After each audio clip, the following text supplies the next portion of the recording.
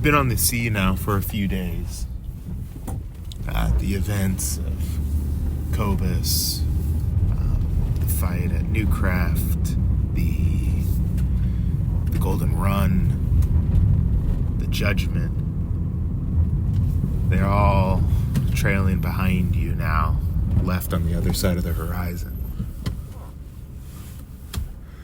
There's been a lot of work to have been done in these few days, a lot of sleep to catch up on as well.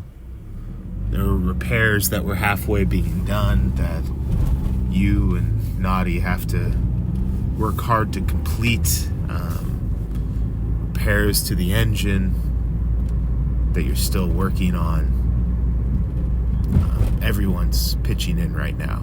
Everyone's putting their hands together and working to get this figured out.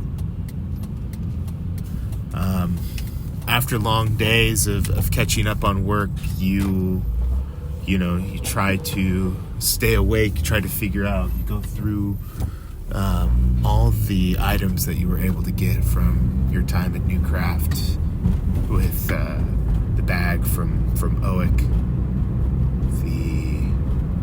all the other things in Cobas that you've been meaning to kind of look in on. You don't have a lot of time, but you stay up late, smoking cigarettes, the blue glow of Naughty's light kind of filling the room as you go through things, papers, maps. One of the first things that intrigued you was these like palm-sized glass orbs of kind of a blue opaque glass. You know them to be kind of to store an illusion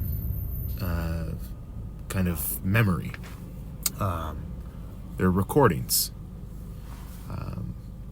You take a little bit, but you figure out that Naughty can actually play these recordings. You affix it in front of his blue light on his face, and through that ball, light shines and fills your room with a kind of a spectral hologram. And you're watching these at night, smoke filling your room from cigarettes as you stay up, maps laid out in front of you, maybe at the end of the day, maybe Sinclair or Hadal are in a hammock next to you, reading some pages of what you found as you kind of start to go through all the information, trying to make sense of it all. It seemed like Oic just grabbed a motley crew. Some things seem unimportant, some things seem unrelated.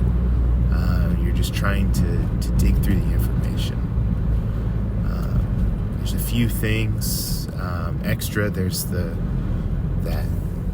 glowing kind of purplish ball about the size of a kettlebell, right? That wrought iron kind of staple in it you kind of can hold on to.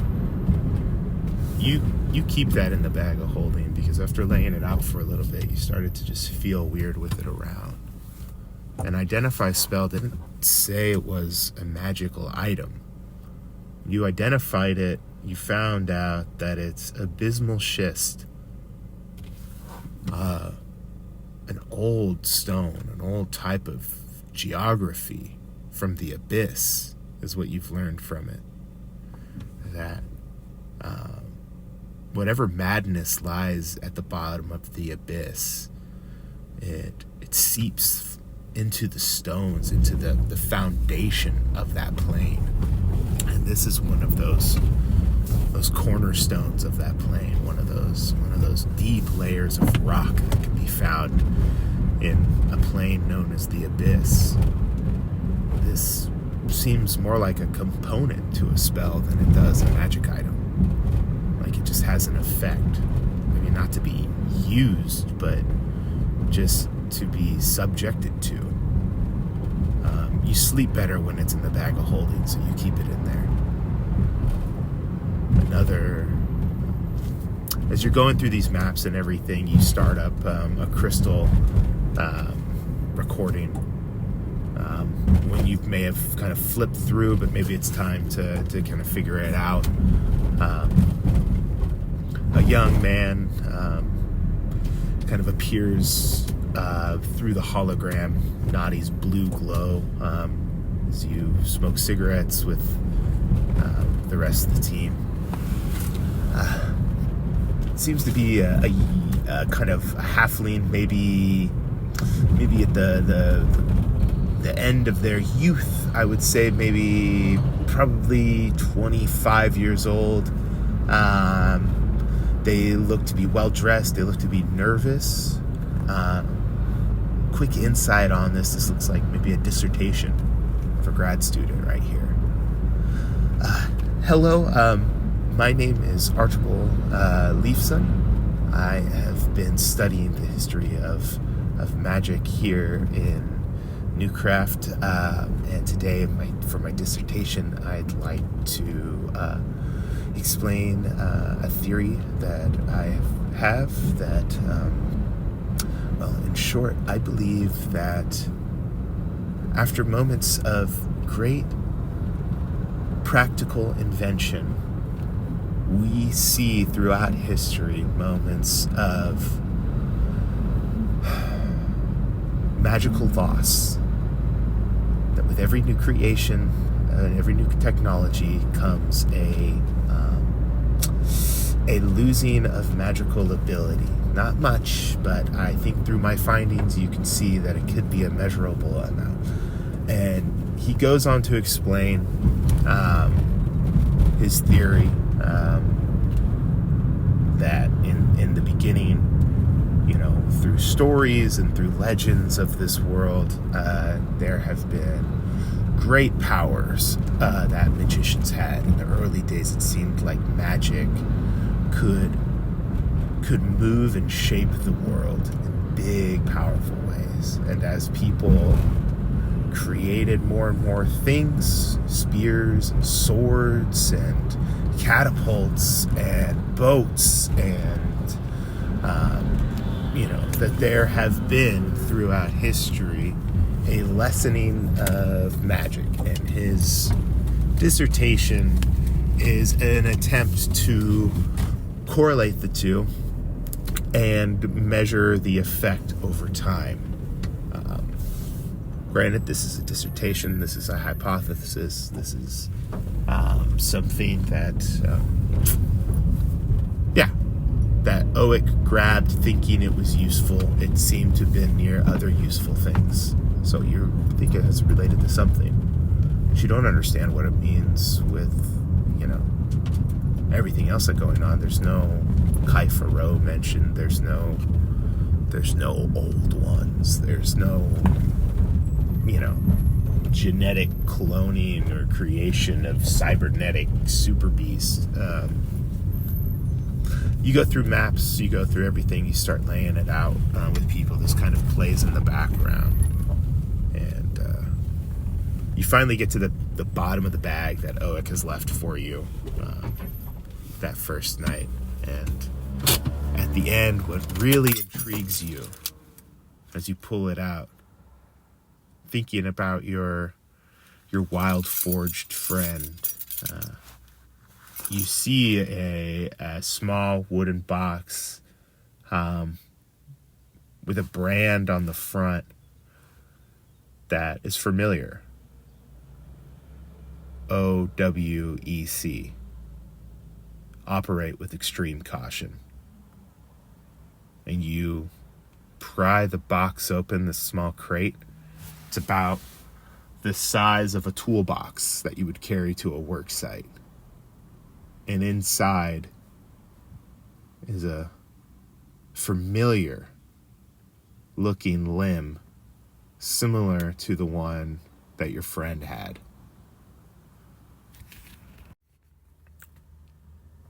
The weather's starting to turn foul. Hadal, in the moments that you have free as well, at the end of your shift, you go down into the workspace that you and your team have created below deck to sift through all these documents and pieces of information, maps that Oic has provided you and that you've taken from the Newcraft facility. You come across one that you're reading right now that seems to be a request from the kingdom for a technology development. This is a request for a project. That new craft seems to be in development or has already developed. The dates on it seem to be a few years old. There seems to be a rig, an offshore rig, a floating base that the kingdom is implementing. However, they've had trouble with environmental dangers, and they're requesting Newcraft to help develop a technology to keep this base afloat, even during extreme weather conditions. This base isn't meant to fly in the air or sail around like some sort of sky base. It seems they want to have a float on the water. There seems to be a drill-like mechanism in the middle of this, like they're doing some sort of offshore drilling. However, this base, they're having troubles as you can go through kind of these requests and kind of all these documents in this packet. You look at the schematics of this thing, and it looks to be larger than any ship, and it just grabs your attention, the kind of weather that they're looking to kind of stand against. It seems pretty familiar to the waters that you were born and raised in. You hear and the captain comes in. Hadal, we're going to need you above deck. Sorry, the weather's getting worse. The captain of late has looked stressed. Normally she's excited to get back on the water, and you have sensed something in her that is less excited about this voyage, a heaviness. She doesn't really meet your eyes much anymore. You think maybe there's something else that's on her mind, but she's being more of a captain than a friend or anything else. You don't know what it is, but as you get back up to the top of the deck, you stand on the mat of the deck mage at the bow of the ship as you see ahead of you lightning striking down, dark clouds in the night sky flash and let you know that up ahead are dangerous waters. Normally you would sail around these. You would stop ship or try to avoid these storms. But lately, the power of this mat allows you to control the water even more than you were able to while you're standing in it. And as the waves surge, instead of sailing away, you crest above them, lowering and powering the ship using the natural movements of the water. You're able to have a larger and deeper control of the water when you're on this mat. And as you go through this, as you start to control this storm, you just wonder, what the heck kind of storm are other people preparing for right now? There's a lot of information to go through. A lot of dog-eared pages and books, a lot of things scribbled down on paper and pinned to the wall, a lot of photos. And Sinclair, every time you step into the workroom that you guys are going through all this information in, it's starting to look more and more like Boots P.I.'s office, minus the mounds of paperwork on the desk. But you got a hunch. You're chasing something down. You're following kind of a lead in these books. You're starting to read about this pyramid in Cobas, and it seemed to be dedicated to, not as a tomb for a body per se, although there are bodies in there, sarcophagus and everything, people interred in there. It wasn't really necessarily a seat of power, although people in history have used it for that. No, the original intent seemed to be dedication to a creature of some sort, a creature of great power. It's interpreted, the name Quetzalcoatl, as maybe a phoenix, possibly, maybe a winged serpent, a dragon, an air beast, an air elemental creature-esque. That there's a lot of different theories about it, but it was a being that was created. Imagine the elements were so powerful that they created elementals, right? And magic was so powerful that it created the gods, manifestations of those things, living manifestations. And then as these things combined to create the world together, the gods and the elementals, the primordials, these titans, creatures started to manifest in these areas as well. As life became abundant on this planet, it started to bleed out and kind of hybridize between different things. So air elementals and creatures from the ground, they theorize that this might have been one of the early ancestors of dragons. This creature, the Quetzalcoatl, the change bringer, the bringer of change, if you will, not like the god that you might know from lesser D&D campaigns than ours, but this creature of great power, bringer of great change. Some called it the bringer of destruction, because it would sweep over the land and destroy that, but from that regrowth was possible. There seem to be other creatures like this. Another one mentioned is called the Leviathan, a beast that seemed to be created out of water elementals, similar type of being. But what you are chasing down is not necessarily Quetzalcoatl, the Leviathan, the big monsters. That's initially what caught your attention, being a monster hunter, seeing these, thinking about the big boy. What you noticed in these hieroglyphics is that there is a common figure that was either represented to be, some think, a society, maybe a group of people, but it's a singular figure that seems to be in supplication, that seems to be in not necessarily worship, but in some interpretations, it seems to be almost an ally, maybe a master. What you notice, though, is that it holds aloft a stone in its hand near a gateway, near this temple in the hieroglyphics. Now, this hieroglyph has been taken away and has been displayed in one of the museums in Newcraft.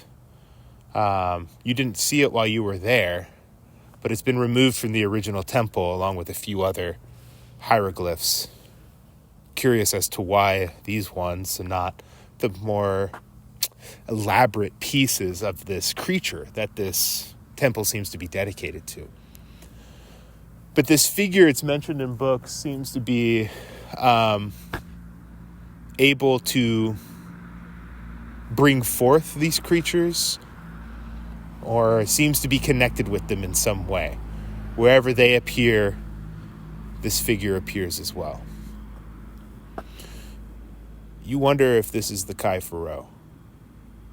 As you studied into more books that you guys have grabbed whenever you were in the middle of the fight with Oic, you do get connections that the Kai Pharaoh had all sorts of powers over the living and the dead. You hear a little bit about the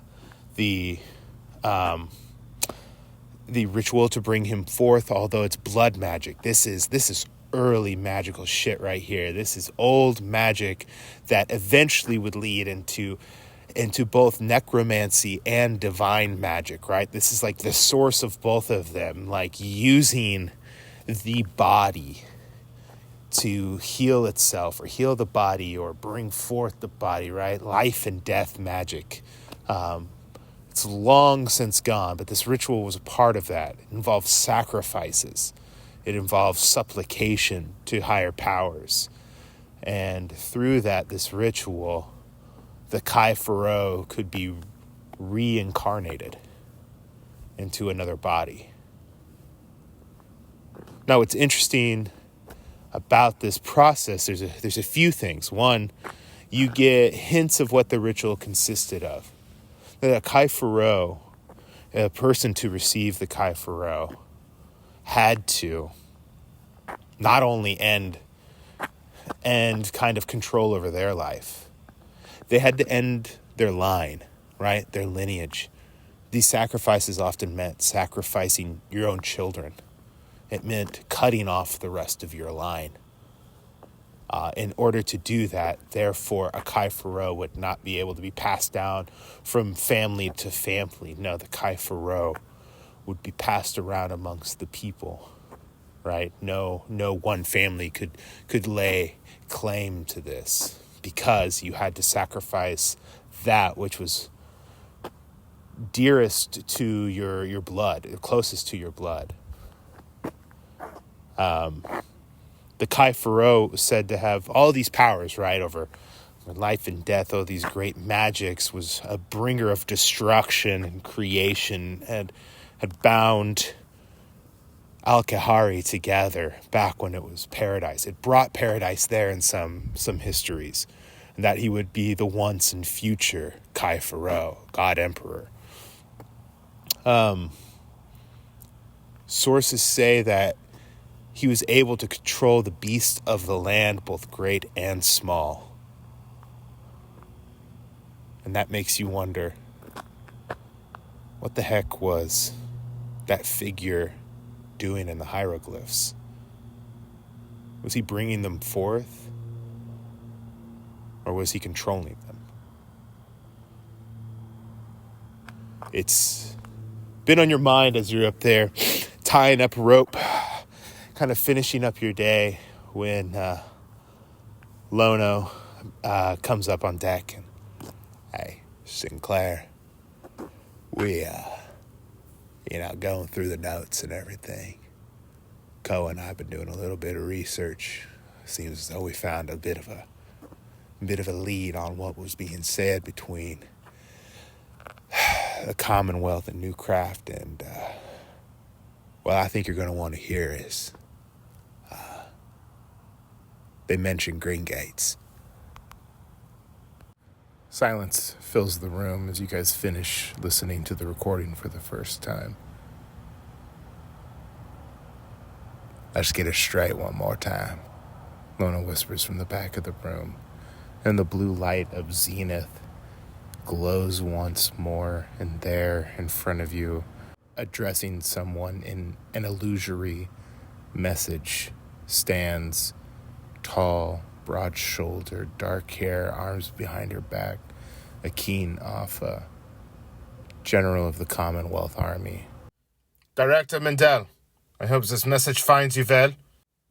After review and continuous debate with the colleagues in the Commonwealth and our Al-Kahari associates, we are very pleased with what we have seen towards the efforts to ending this war from Newcraft.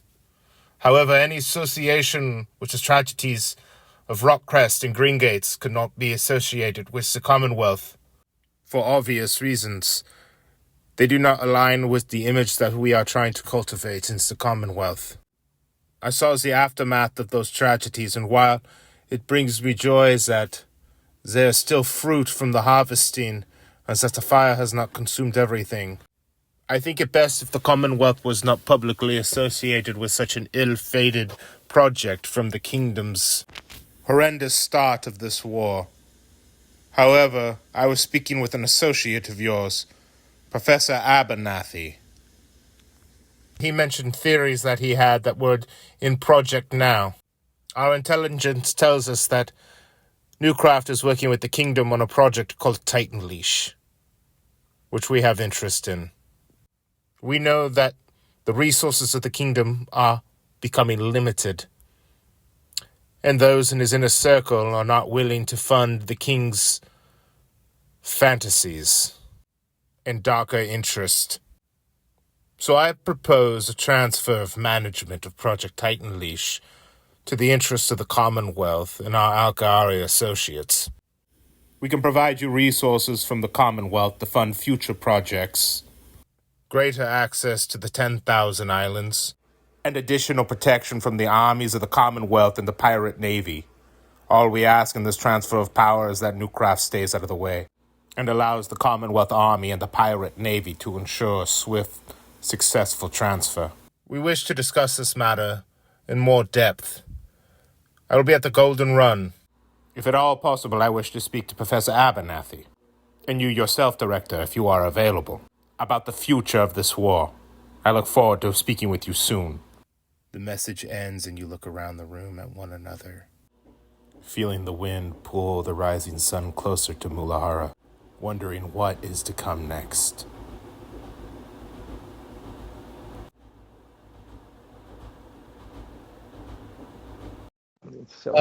Last time we left off, the crew of the Rising Sun had quickly left Cobas and are sailing straight to Mulajara.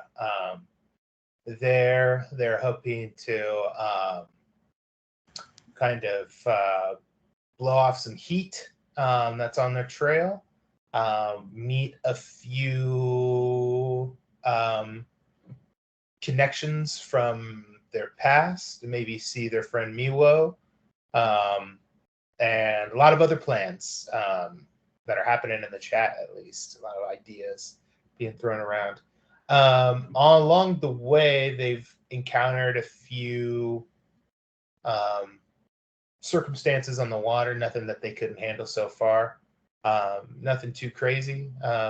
You've learned that there's a bounty on your head. You've learned that sailing these oceans carries usually some new and exciting challenge every day.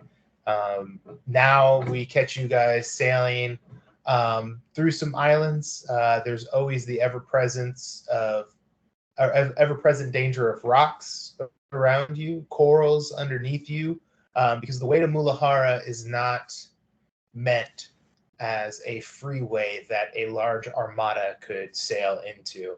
This is meant as a place for pirates to slink through and slip through the cracks.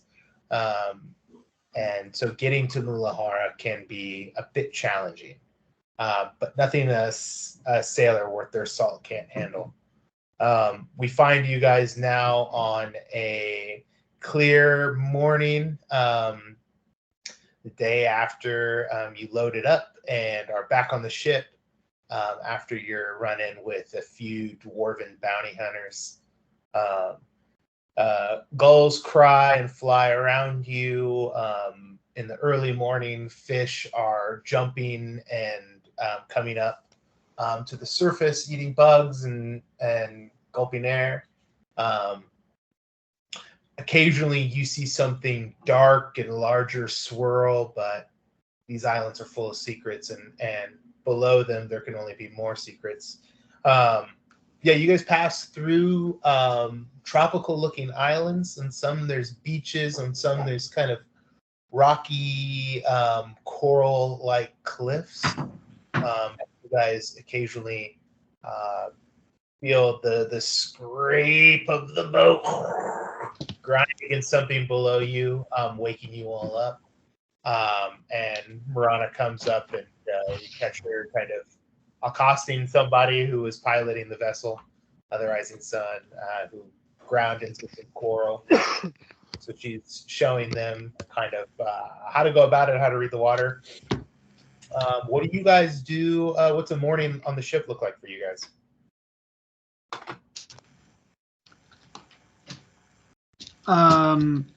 I'd probably I don't know, jump in the water, if I'm sure that it's deep enough, and swim around, have a look, see what it's like under the surface, where we're at.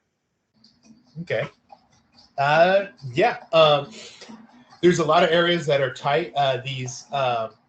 This coral underneath here is richly colorful. The water is a deep blue.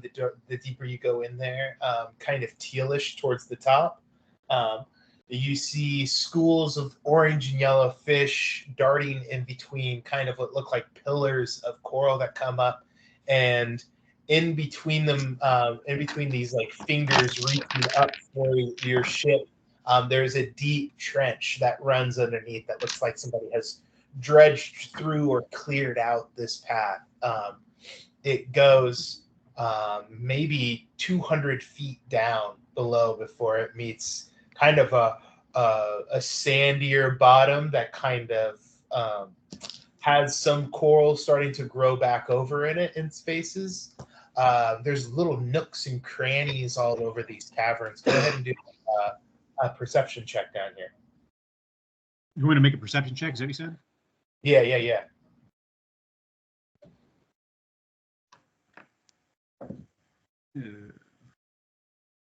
14. Okay, 14. You swim around, and occasionally you find unnatural objects down here. You'll find what looks like a old coral-grown, ripped-up piece of like a broken boat, like a little like safety boat, or you see I find like a masthead occasionally. It looks like there are wreckage through this area occasionally, not just like lining the ocean floor, but you don't have to swim too far in between things to find like a litter of the history of this place. The history of this place littered in the floor. If there was like a newish looking wreck, I might want to investigate it in case there'd be any leads. I'd say with a 14, it'd probably take you a little bit. Are you spending most of your morning down here? I wouldn't go without like letting people know what I was doing. I would just if I saw something like that, I might ask the captain to drop anchor and maybe ask some people to come with me. You're definitely intrigued down here, but you've been down here for a while. Go ahead and do an investigation check on one of the wreckages that you find. 11. Yeah, you come across one of the wreckages, and with an 11, I'll say that you find kind of a wooden crate about 1.5 feet wide, and it has what looks like a few old dark glass bottles in it. Some of them look to be kind of cracked. You kind of pull them out, and like maybe the bottoms have fallen off of some, and they've got mud and muck around them. Some of the corks look old, but there might be a few that are salvageable in here. Okay, I'll salvage them. All right, salvage them. You probably find 4 solid bottles in this wreckage. Other than that, you are just swimming around. You don't find too much. Maybe some accoutrement. Maybe you find like a length of rope that might be useful for something. Maybe even you probably find an anchor with a bunch of barnacles kind of grown over it. You don't know if you can use it for anything, but if you stay down there long enough, you'll find all sorts of crap. Okay. If it's not like a whole looking ship, something that just looked like actually promising, then I would just probably go back with what. With I'd say with a 14, you don't find anything outstanding. You've hung out on the ocean floor a lot. You've seen wreckages here and there. I don't think anything really catches your eye too much. I think you probably have a better eye than most, and I think you wouldn't find too much right now. Okay. Yeah. Is this is this the day after our last session? Yeah. Yeah. Can we take a long rest? You have taken a long rest. Okay. Beautiful.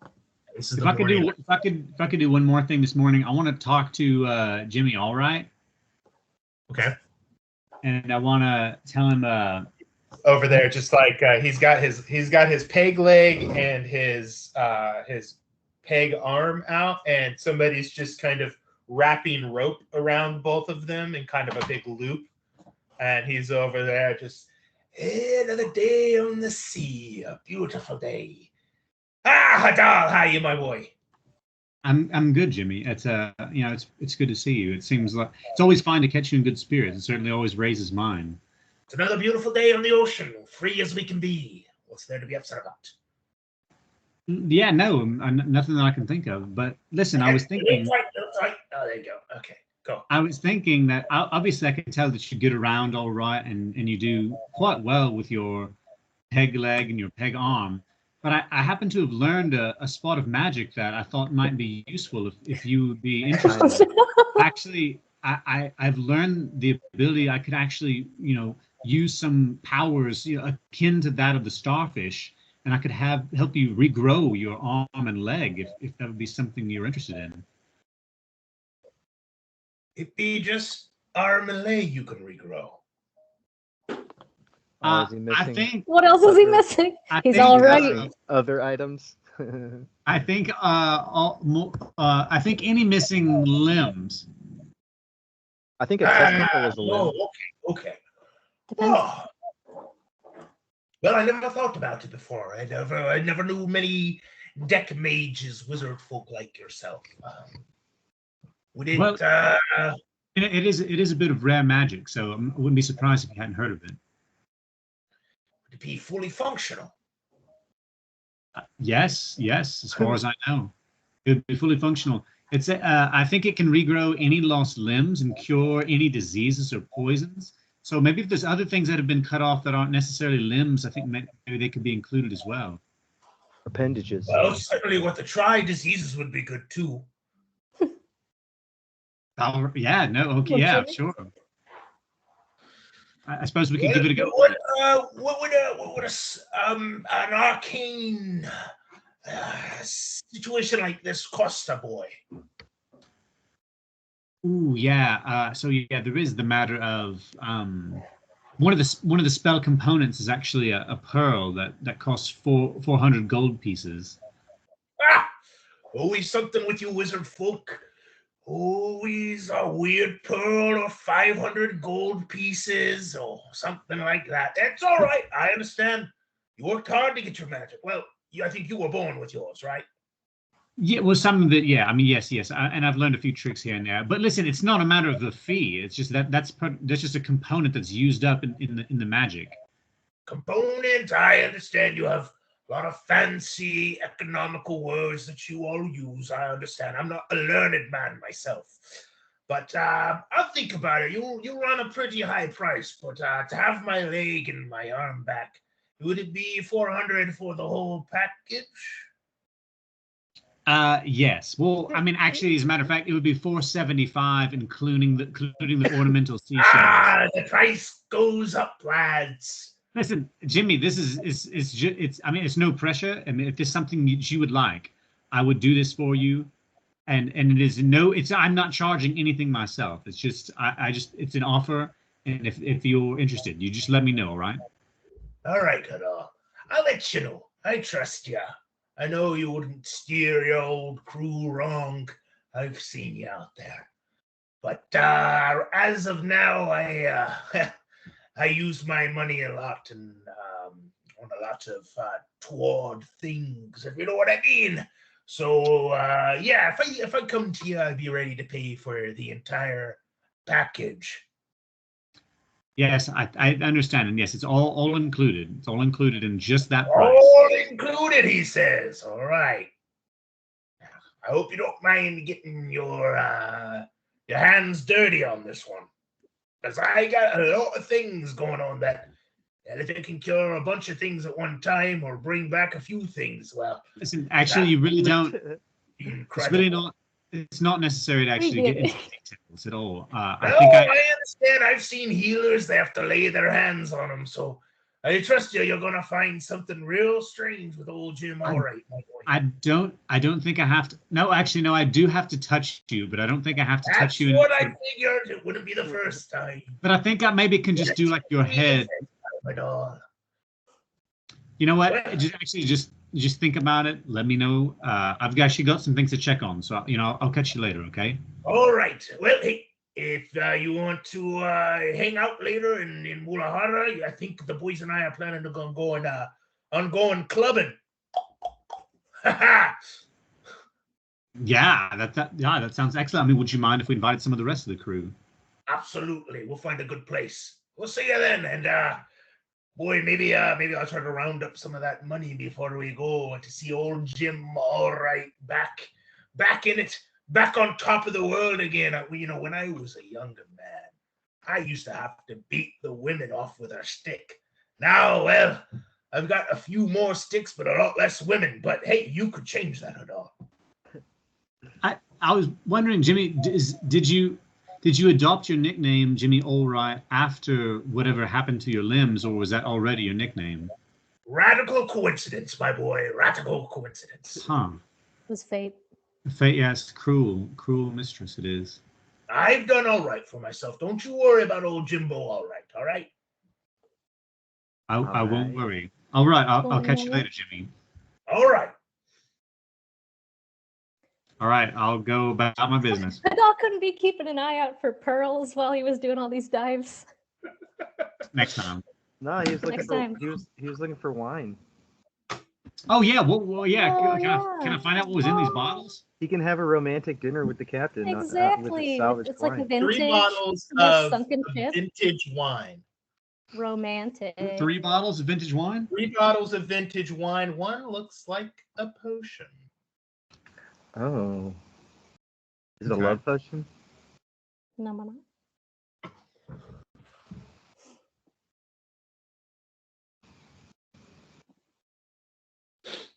Val probably wakes up very late, Okay. and first thing is always to check whatever Zenith has recorded in the night.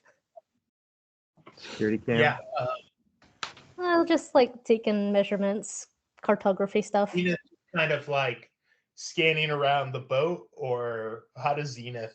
What do you think Zenith looks like as it takes measurements? I think it is kind of like constantly hovering around the crow's nest like a satellite, just taking like mapping out as we sail. Yeah, you kind of are looking, I would imagine, as it's like playing back some of the readings and everything, it might look like one of those old computer games where it's like a black screen with like little blue lines that kind of trace up mountains and rocks and everything from those early 90s computer games. It's showing you kind of like ocean depth in certain areas as far as it can measure. You kind of just scan through, and it kind of is mapping the way to Mulajara and kind of giving you an idea of just at least what do I want to say, physical Or dangers lines or along the way, stuff. like kind of like natural obstructions and natural dangers along the way. So you kind of just get like a topographical kind of chart, maybe a water depth chart of the area. I'd like to think she climbs all the way up to the crow's nest and just has a morning cigarette and scrolls through. Yeah. Nice. Yeah, I like it. Maybe if you're kind of just sitting there kind of smoking and sitting still for a while, seagulls start to try to snip at Zenith after a while if you don't do anything, and Oi. shoo them away. Give me a perception check from up there.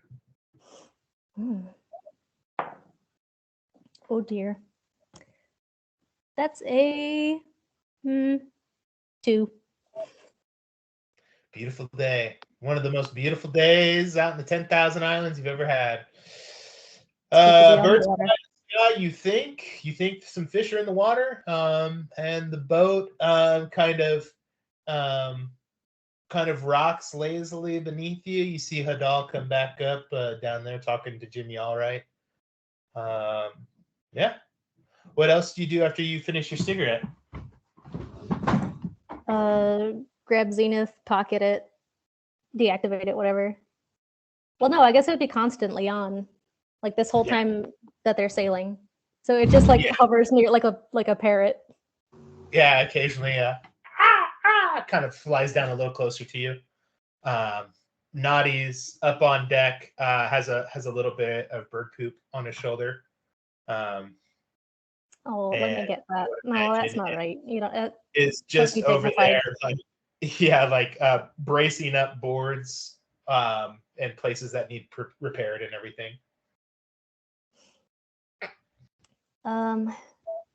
If there's no chores to be done or like ship things right away, I'd love to take a look at that laser arm.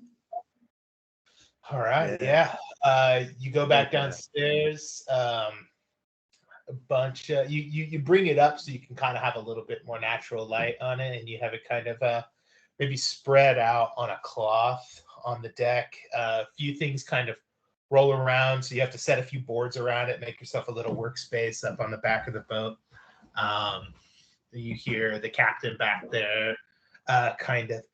You have to look at your man in the front of the boat, and if they tell you, if they give you the arm up signal, that means you have to go towards that direction. That doesn't mean that you need to slow down. Oh, okay. She's kind of directing somebody on like how to better steer the boat.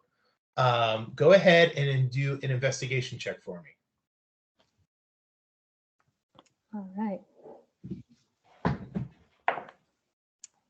That is going to be a dirty 20. Dirty 20. Okay. So yeah, this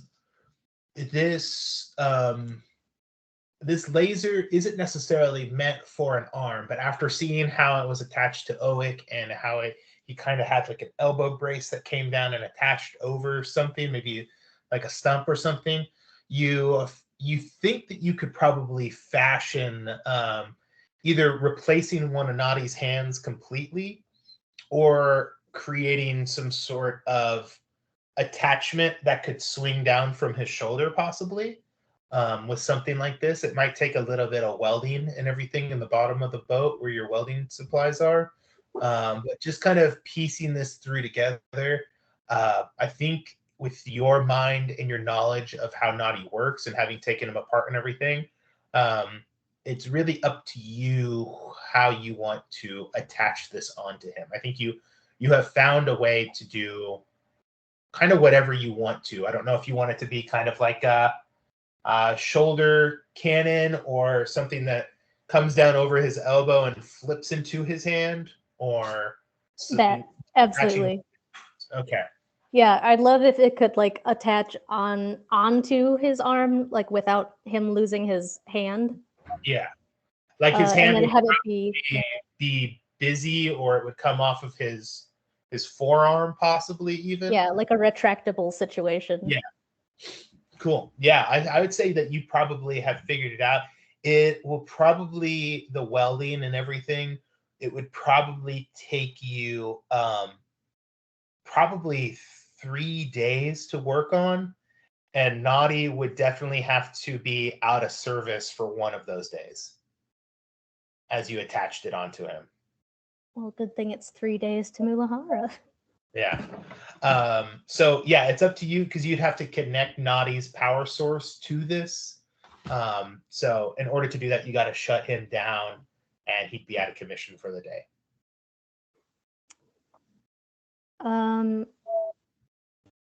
Doesn't have to be the first. I will day. do this. Yeah, I will definitely do this. Okay. I'd like to keep. I guess it would be. Oh shit! I don't want him to be out of commission the day we arrive. So I guess I'll start with him out of it. Okay. And then go ahead and roll a tinkering check and just kind of give us a little montage of what you start doing, what it kind of looks like. Oh gosh, tinkering. I think that's your intelligence, right? Probably with your proficiency bonus. Yeah, what do I? It's double my proficiency bonus for any ability check that I make with a tool. So that is +8 to whatever I roll. Plus my mod, or what else am I adding to this? I don't quite know, Colin. How did it work for you when you were Ado? What was it again? I'm sorry. The checks. Tinkering check. It should be like the thieves' tools or something like that. So you're proficient with Tinker's tools, so you would add your proficiency bonus, and I don't know if there's something else. If it's like just that, and it's double. It would probably be int, just because that's her strongest. It'd probably be your int modifier plus your proficiency bonus. And my proficiency bonus is doubled for. There you go. So, yeah, 8 plus. 8 plus int plus. Okay. And it's +5, so +13 to whatever I. Yeah, base. Okay, so that's gonna be a 33. Fuck yeah, dude! Holy shit! That no, that can't be possible. No. You critted? Or you got a 19? No, I did not. I'm just bad at math. It's a 27. Okay, cool. Hey, it's still great. Still fantastic. Yeah, I would say it would probably, and I would say like in my head, it's like over the 3 days, you'd have to get like a DC of 40 over 3 days, so you're well on your way with that 7. That's huge already.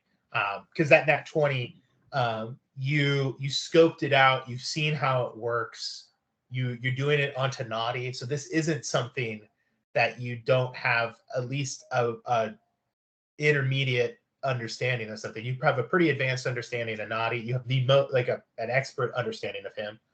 So anything you do to him is definitely going to be a lot easier for you to do. And you've seen Oic use this before. You know how it operates.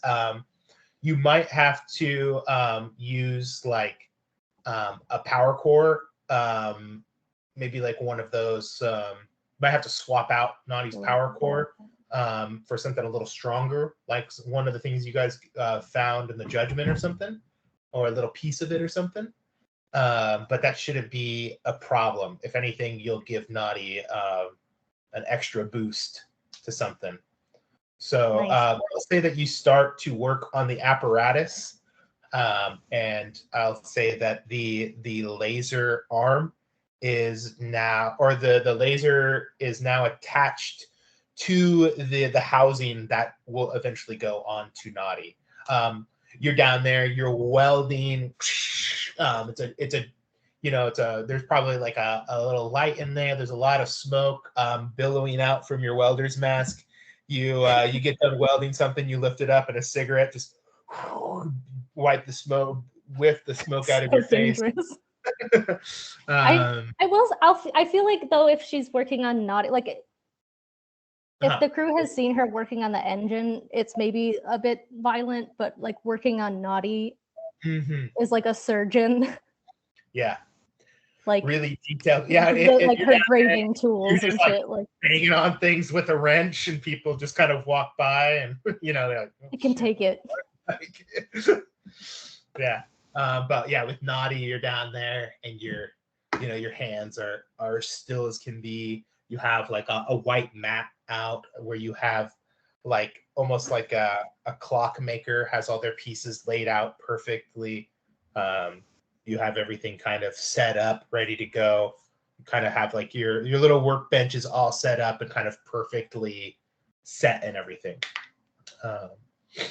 Yeah. I have attached the Naughty's gyroscope to it so it stays level.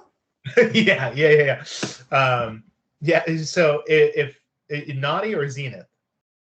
Naughty. I guess Zenith would have a small one, but Zenith would probably be like doing light. So Naughty has a gyroscope built into him, right? Mm-hmm. So you take it off of him. So Naughty looks like for these next few days like he's a little drunk. He kind of wobbles around. I'll say that he has disadvantage on dexterity saving throws, but he's still got like he's just kind of wobbling around on the boat. He's going through surgery. It's on anesthetic. Yeah. One of the crew. Naughty! Been hitting the oil can a little hard, boy. They jest, but they don't mean any harm. People on the ship have really taken to Naughty. I would say that you go ahead and do a tinkering check with advantage. This is just going to be kind of over the past few days, what you've been able to do to the engine and everything, just to see if you have gotten it up and running, functional, or crazy good condition. Can I give her a bardic? Absolutely, yeah. Great. You can add a d6 to this. Cool. This is just over the last few days what you've done to this engine. You came in and it was in a bit of a mess, but after getting your hands on it. With your bardic, that's a 21. 21. It works. It's up in running condition again. In just a few days, you've managed to completely turn the ship back around and get it to where it once was. You think, just by looking at it, you know that like this thing was being used to maybe a quarter of its potential. The last engineer on the boat was, had a basic understanding of these drives, these arcane engines. But this being your family's model, something that you've grown up using before, 446 pack. Design this fucking thing. Yeah, these things can really, really open up. The problem is this like you have to kind of secure it to the boat better if you really want to turn it on, because these things have enough power to rip through a boat if they're not properly installed up to the hot code. And it definitely needs a lot of architectural work, a lot of carpentry work, a lot of welding in order to get this thing really set into the boat right. And that would probably be the like a separate thing. That would probably be the main chore that you have every day, is just kind of working on housing this engine into the boat better. Nobody else can really do it, so you kind of come and go to it as you please. You make your own schedule, being the only engineer on the boat. But Koa was a carpenter. Could he help you out? Yeah, Koa's down there. Occasionally you come in and a different kind of smoke is just filling up the bottom over there, and he's just. Where'd you even get this? What? No, it's legal. What? Don't worry, just keep working. Yeah, all right. Cool. He's just over there sanding something. You're not sure if it's a same part like 1,000 times. Yeah. So smooth. So smooth. Yeah, so this is really nice. Yeah. 100% on everything. That's what I say, man. Cool. You didn't see anything up at the crow's nest. You got a good head start on this arm. I think that the securing the engine in, you probably will be able to like really finish it up when you're on land in Mulajara and you have access to more supplies. But with what you have on the ship, there's a lot of groundwork that you can put in to get it to ready to go. You're starting to make a list of all the supplies that you'll have to buy whenever you get to Mulajara. So that might be one thing that you have to do as a little side mission, is go finish buying supplies for the ship. Sinclair, what does a morning look like for you? This particular morning, I woke up and I made toast for everyone because That's what he's good at making. He makes really good toast, and Miwo's not around, so Yeah. you know, I gotta take care of some crew. So I'm delivering toast to people.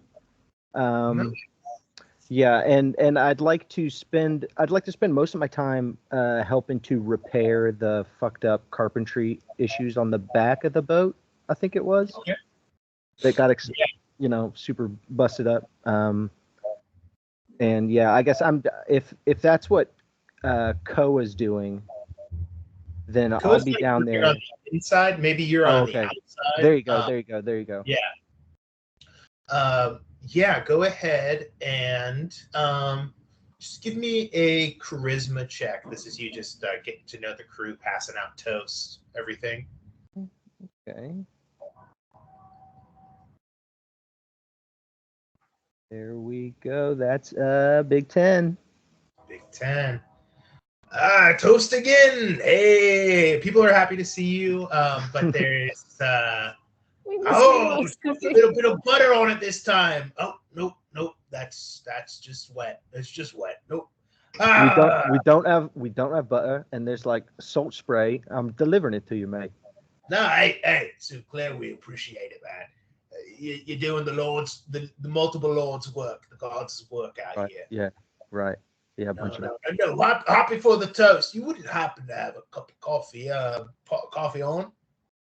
I think there was one in there already going. That's been going for a few days. All right, hey Sinclair, appreciate you, mate. Could be, yeah. Yep. The lack of a good chef on board is definitely you notice like the crew's in good spirits, but the food situation, I mean, you going down there and kind of preparing toast and trying to I don't know, be in the kitchen a little bit, you know that the food supplies, the rations are kind of thin. Luckily you don't have a big trip ahead of you, but you know, you guys left in a hurry, so you didn't have everything that you quite needed. So we got toast and fish. That's about it. Yeah, a lot of fish, which everybody's pretty accustomed to. Shrimp. Don't forget shrimp. Lots of shrimp. But even you know, for sailors, this is like having rice and beans every day. You know, they're fine with it. They survive, but it's nothing like, you know, it's nothing out of the ordinary. But we have hot sauce at least. What's that? We have a hot sauce at least. Hot sauce, barrel of it. Just a big pump vat of hot sauce downstairs. Miracle. Yeah. If that's the case, could I try to shoot a seagull and maybe get some poultry-based protein? Yeah. Yeah, go ahead and do a survival check for me. Survival. This is you. What does hunting seagull look like for Sinclair? Well, I use my gun. Actually, I was going to use a crossbow. Oh. That I picked up at some point for the race, I think. Nice. But yeah, no, I'll be up in the like top of the rigging, like the little teeny weeny crossbars at the top of the sails, you know. Creeping around and, you know, swinging from rope to rope to try to get better vantage point, stuff like that. Yeah. But oh yeah, survival. I clicked it, but it didn't roll. There we go. Hey baby, that one's a 14. 14, beautiful. Yeah, I'll say with that, you see a lot of seagulls around. They're kind of a trash bird. Sure. See and everything, but with a 14, you see a magnificent frigatebird. And it's got it's a little bit bigger. I think you hardly ever see them land on the ground. They mostly stay up in the air. So that they got a lot of meat on them. They got a lot of strength in those arms and those wings and everything. And they usually travel kind of solitary, but you see a few of them up there. With that survival check, I'll say that you managed to get you manage to get 2 of those birds down. Okay. Hell yeah. And people are a little hesitant at first. It's like somebody coming in with Canadian geese and being like, guess what we're eating tonight? You know, everybody being like, oh, cool. You know, a little stranger cuisine, but I think people are a little welcome to the idea of trying something other than just their fish. Maybe some people want to just stick to the fish and the shrimp. But you know, if all you've been eating is toast and fish, then a little bit of bird here and there doesn't go unpassed. I'll say that the crew are in better spirits with these efforts of yours. Great. Yeah. We gain morale points on our Nice. morale meter. Yeah, are you two kind of like vying for first mate here? What's happening? I'm just trying to You're keep doing everyone, such nice things keep for the everyone crew. together, you know? I just happen to have a spell that is specifically regrows limbs, and we happen to have a crewman who is missing 2 limbs. That's true, and we're in like You're a all the real one spells for time right now. Yeah. You don't necessarily got to save them all. I'd also like to speak with the captain. Maybe I'll bring her some frigatebird. Magnificent. Yeah. You probably spend a little bit of the morning cooking it up, and before you jump in the water to kind of help with the repairs on the back, you kind of pass out the bird to various crew members that are a little more adventurous than others, and you find the captain up there just eating a piece of toast, sitting back behind the pilot, just kind of no, he's pointing to the right. He's okay. There you go. Very good. Try not to micromanage over here. Sinclair, how are you? Hey, Captain. Wonderful. Yeah, where'd we find these guys? Was they been with us since Feed, or do we pick them up in Cobas? I don't remember these guys at all. A lot of them are Cobas hires. Some of them have been on the crew for a while now. But we're trying to promote from within. We're trying to give people a Right, yeah. to learn here. You know, it's very important on the sea to pick up new skills constantly. If something were to happen, we need people to know how to pilot the boat and set the rigging, and you know, you don't want to put all of your eggs in one basket. Right. Yeah, you want to jack of all trades. This is a notoriously hard passageway to sail through. So I don't fault anybody for learning here. This is good practice. Right, you got to coach them, right? Coach them in the right practices that we want to see propagated amongst the crew. Yeah, that's good strategy. With education, with knowing your ship, knowing the sea, that's how freedom is met. Right, yeah. Life's a battle, and you know, knowing is half the battle. So these guys are like a quarter of the way there. There you go. Right. But I did want to run something by you. So, you know, when I first signed up with you, I made it pretty specific that I didn't want to hurt nobody who wasn't causing no harm to nobody else. You know.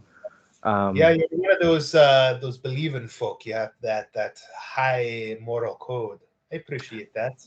It gets and you're definitely right about that. I feel like some of this I could have handled easier maybe if I just did whatever, but you know, that's not who I am. I got a code and I'm following it, but good. You know, people need a compass sometimes.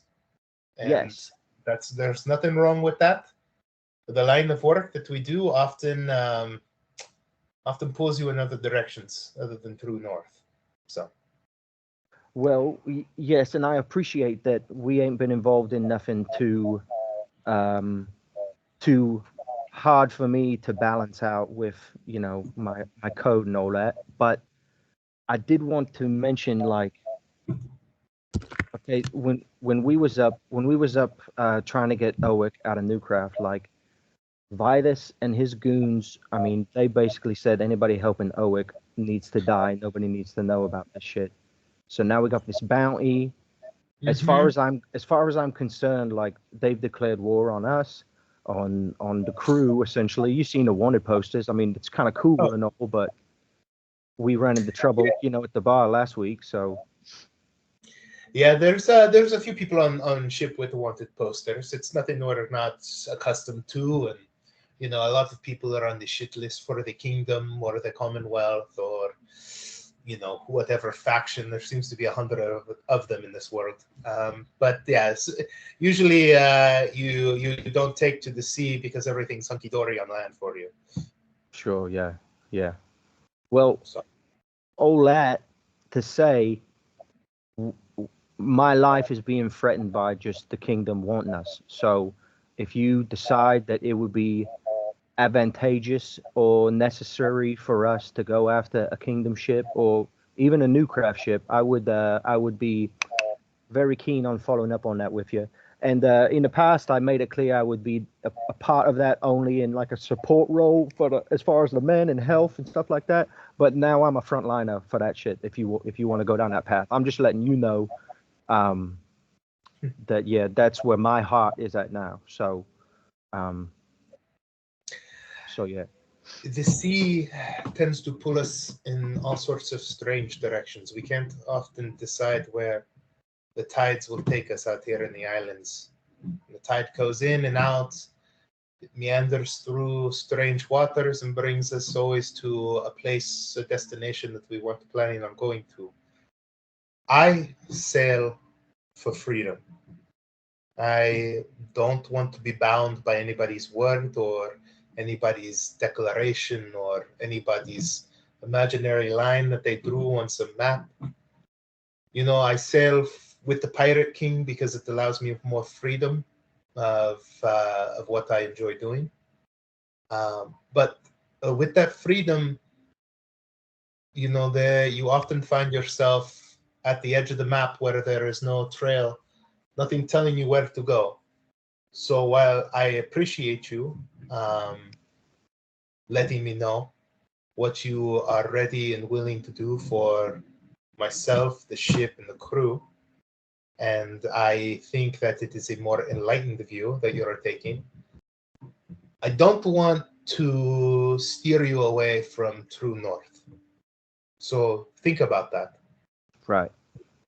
But Right. I think that we will make a proper pirate of you soon, Sinclair. Yeah, right. I salute a little gay little salute to her. Well, what else can you tell me about the Pirate King? Because I fucking hate kings. I mean, we got the one king, Undead Zed, trying to cause some shit. You got his brother also doing creepy, weird shit, and because of their little whims, it's tearing the whole countryside apart.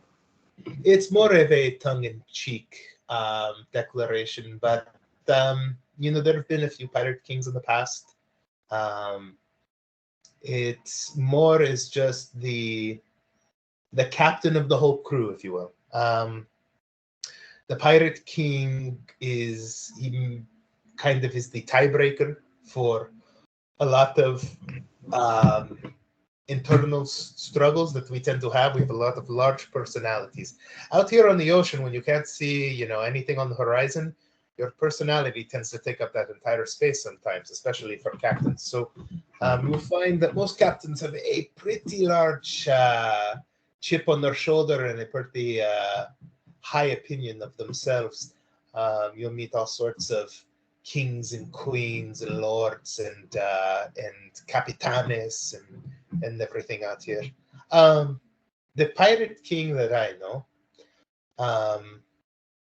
he is pretty cutthroat, but he takes care of his crew. He is more of a wartime captain. Him and the Commonwealth struck a deal together before the start of the war. He's been in power for quite some time. Dragonborn live for a long time, and he is difficult to kill. This one, he demands a lot of respect because he gives a lot of respect. However, he has not earned his place at the top without slitting a few throats and sinking a few ships. him and Joe Ball tend to be kind of close. I think Joe Ball gives him the freedom that he thinks he deserves, that I think we all deserve, to be able to sail these waters and trade with whoever we want, and to be safe, and to sail in whatever manner we wish to sail. However, when he gives an order, you tend to have to obey it, or you find yourself at odds with the entire pirate navy, which is not a good place to be. I have seen other people disagree, and well, I haven't seen them since. I would be careful with him. He's easy to please, but his displeasure is hard to remove from you, and often he demands a high price. I know that he has no love for any sort of control. However, that is because he enjoys his control so much. That's my own personal opinion. Don't tell him I said that. No, I would never betray your trust like that. Do you know what's going on? Do you know Miwo's deal with him? Go ahead and roll a persuasion check. Okay. Come on, good roll. Okay, I rolled a 4, but that's a 16. Jesus. Miwo is in service to the Pirate King. Miwo is a good chef. He has his own story to tell, so I don't need to tell you every bit in detail, but I will tell you that Miwo has seen the displeasure of the Pirate King himself and is now paying off that high price. With that, go ahead and roll an insight check on her. Okay. Ooh, not what I'm good at. Let's see. 14. Miwo's her dad. Oh shit. I'm pretty sure they were banging in an earlier episode. I met Miwo one time whenever I was passing through Mulajara. Ate his food. It was quite good.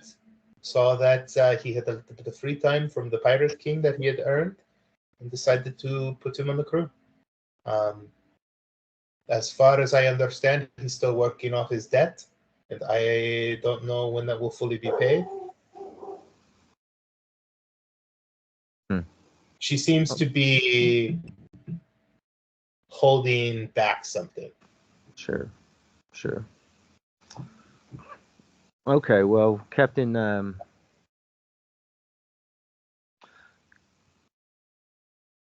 you ain't let me down yet, and I don't think you're gonna.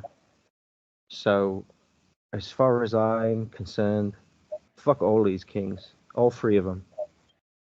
I'm loyal to you, and I'm at your service. And I give her a little bow. And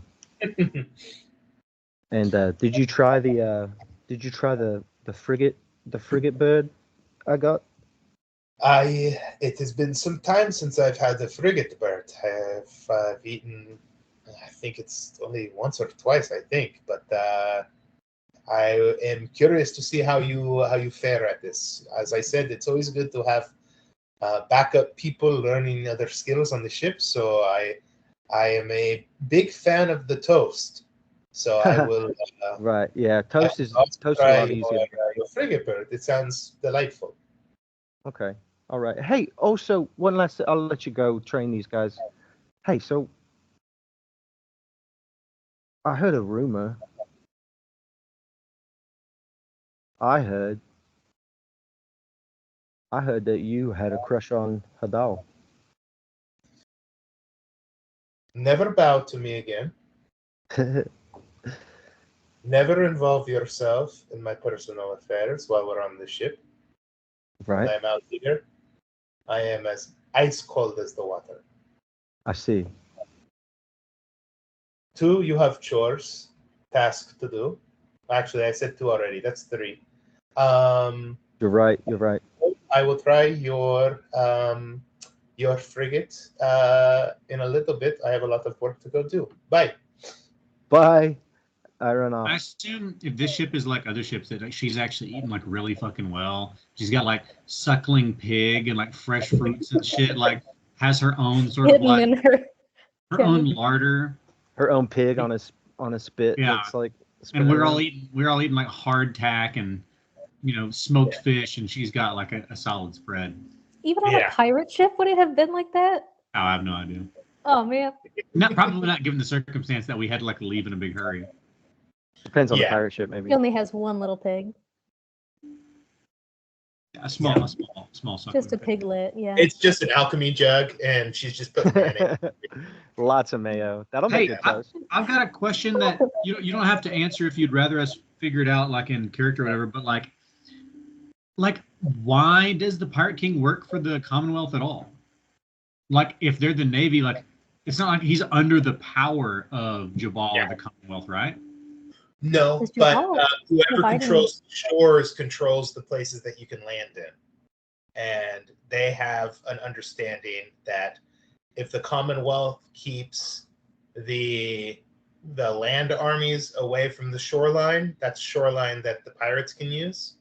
And if the pirates keep them away, keep the kingdom away from the waters, from the bays, then that is more opportunity, more space for both of these groups to play in. So it's like just like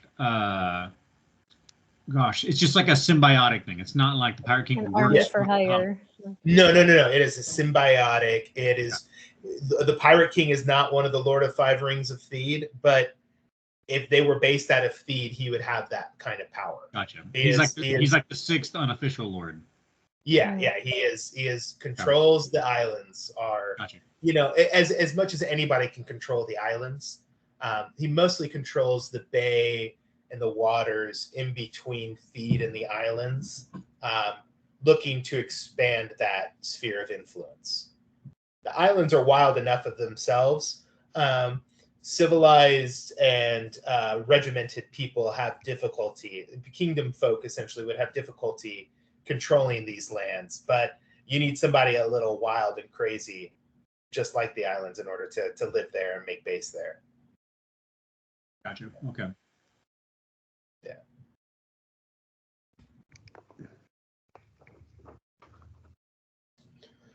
So Sinclair, you go down. I think what it looks like probably for you working on the back of the ship is kind of you're hanging on, maybe you're tied to a little rope that dangles off the back of the ship, and you keep kind of some woodworking tools right here on your belly, your little otter belly, as you're floating behind, and you're down there just like tacking things together, kind of screwing things in, doing a little handiwork here and there. You get your little workshop right here on your belly. Just nibbling on some frigatebird jerky as you're kind of down there. Maybe you have some little frigatebird on a line and on a hook, kind of trailing off, and you're hoping to get some fish and stuff like that. Mm-hmm. Go ahead and do an intelligence check, and kind of like a tinkering check. I don't know if you have proficiency in tools or anything. I have navigator's tools. Navigator's tools. Okay, I don't think those help you too much in this situation, but you're doing pretty just basic carpentry work down here. You've been on ships before. You know the kind of work that needs to be done, patching up holes and everything like that. Mm-hmm. Yeah, I'm fairly experienced in minor carpentry, but I got a 3, so I've patched up all kinds of boats, but never this bad. You rolled a 3? I got a 2 plus 1. I got a 3. Nice. Yeah. I'll say with that, you managed to patch a couple of smaller holes. You end up losing a tool. Maybe you, maybe you had one of those like cool little like hole drills that you, and that bloop into the water, and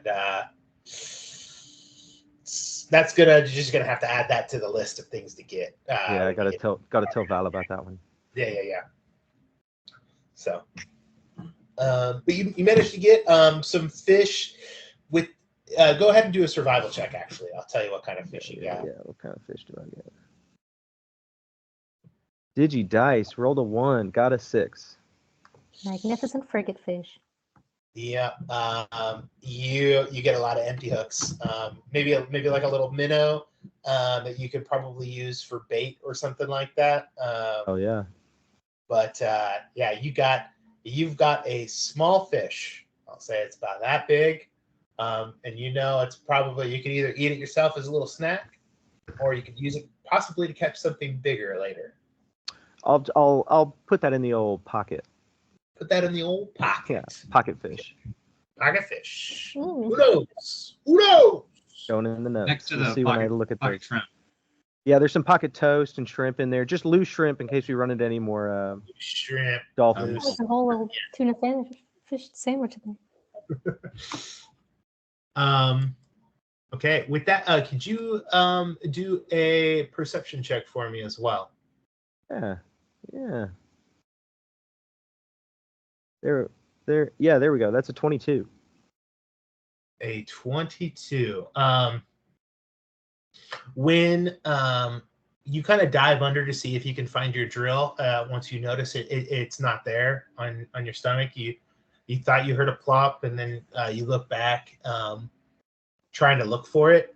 You don't see it, but let's see. But I do see.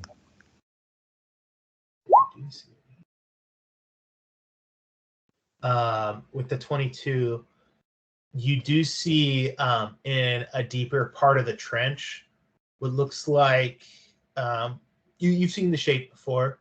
You see a rather large shark kind of glide up and then back down kind of into the depths of the water there. Rather large shark. Rather large shark. Great. I scurry up and alert whoever's nearest by. Big ass shark, who's hungry? Jimmy Allright's up there. Shark boy, be careful. One of them took part of me, if you know. Oh, mate, that's terrible. What was it? Was it your leg? Was it your arm? They don't call me Jimmy Allright for no reason, lad.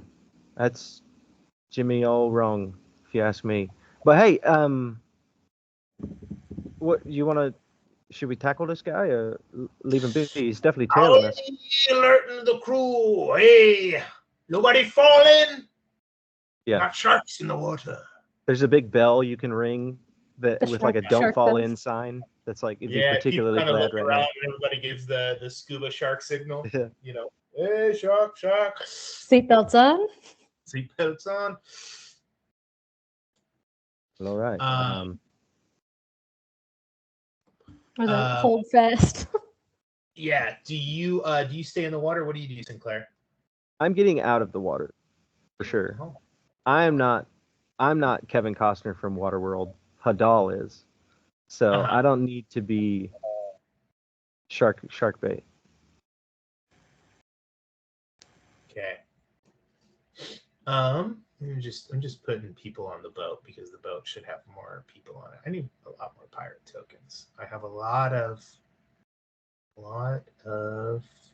NPC tokens, but not a lot of pirate tokens. We'll just duplicate some people. Okay. With that,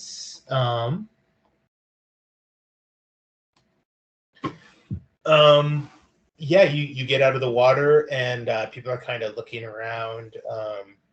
doing their task. Everybody kind of anybody that's working up on higher rigging starts or kind of off the side of the boat. People kind of come up over again, not wanting to be in the water right now. People kind of take it seriously, but it's nothing. I mean, sharks are in the water. People are pretty used to that. And as you guys are going around, who's keeping point on? Is anybody keeping point on the shark, or are people? I mean, I'm chilling. If he brought it to the attention of everybody, I'd probably be. I'm watching that shark. You said he was big. You said he was rather big. I'm watching his ass. Rather big. I'll come up on deck to see. It's pretty big. You should check this out. Oh, yeah. You guys are kind of on the back. Go ahead and do a perception check for me. Sweet. Scanning the water. I imagine that. I don't know. I always imagine the Hadal probably has like polarized sunglass vision where he can kind of cut through the water a little bit. I don't know. That sounds cool, right? Give him advantage. Yeah. There you go. I got a 26. Oh, nice. Does he have like a nictating eyelid? Yeah. They're like cool blue shades that pop over his eyes. Hadal, with your 26, you see the fin of the shark kind of break the water a little bit, just an inch, but you can kind of see through a little bit. And you've seen big sharks before. You've seen monstrous sharks before where you're from.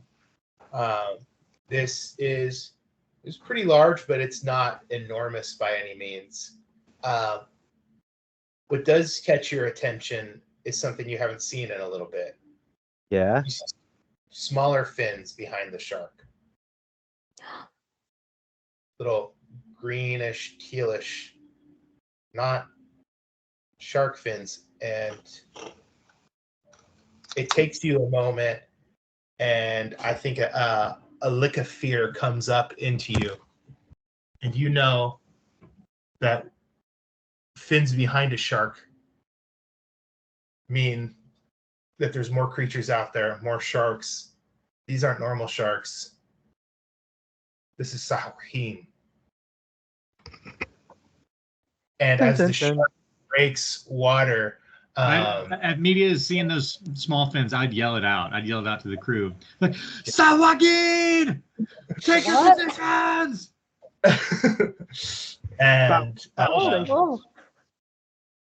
And with that, I don't know if you guys can even hear the music. I don't even know if I can. Yeah. You guys can hear the music? Yeah, I'm sure. Okay. All right. Well, I'm glad it's not for nothing.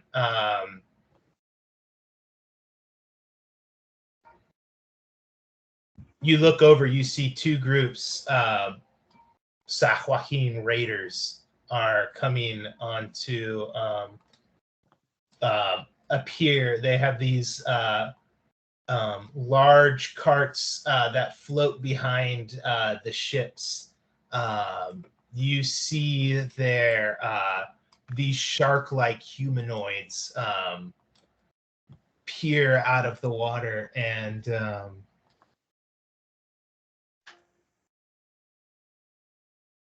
it looks like they have It looks like they have some sort of larger abyssal creature with them on one of the boats. These ripped up, torn up old sharks with these white glossy eyes appear. Blood kind of spills behind them in like a dark tide that follows them. And as the sharks peer up and that fin breaches, so do the Sahuagin raiders on their craft. And you see them all with like these long tridents and spears, and they just speak to one another. And the raiders start to creep up to where the ship is and try to start boarding the rising sun. Should Oh we no, roll? what the hell are these things? Yeah, a lot of the crew probably are not familiar with what Sahuagin are. I would And think that they would be a pretty well-known like scourge of the sea. Yeah, maybe some of the newer crew might not know then. So you get some people like, Usaha, what? Sahuagin, boy. Jimmy Allright clubs somebody on the back of the head. Sharkfook, scourge of the 77 seas. There's a lot of seas out here, boy. At least. That's right. And they start to jump into the water towards the ship. I need you guys to roll initiative. All right. All right. Okay. 16. You want me to keep track of it, Jacob? That would be awesome. Thank you. You know he does. Did I declare that I had Murray or that I had Ludwig? I do declare. Did I declare it? I don't remember declaring it, but I'd like You to can roll decide for right it. now. Well, Did you say 16, Hud? yes. So evens are fish. I got okay. Yeah, he's Murray, the seahorse. What would you get, Val? 8. 8. All right. Who else is going? Jacob. Oh, Yeah. you've done it again. All the crews up here. Who's all going? Sorry, I have not rolled. I dropped some Sahuagin in the chat for you guys. Ooh, Oh, I like them. street sharks. Yeah, dude. Shark boys. Okay, let me roll my dice that I have ready. and Joss him, prepared. dude. Freaking joss him. What's your dex, Val? It is +3. You'll go ahead of me. I'm just gonna put you down for 9. Okay, let me do a crew roll and a shark roll, Sahuagin roll. Okay, Sahuagin have a 13, and the crew rolled a 5.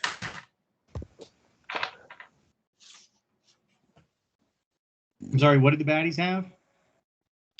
13. And the crew was a 5. Okay.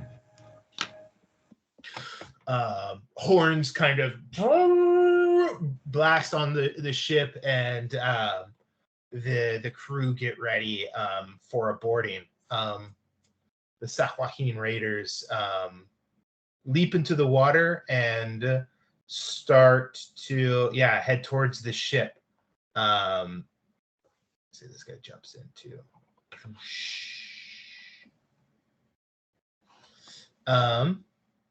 Okay, who goes first? First, it is the baddie. No, I'm sorry. It's Sinclair. I was like, dang, 13 beat you guys. I was surprised.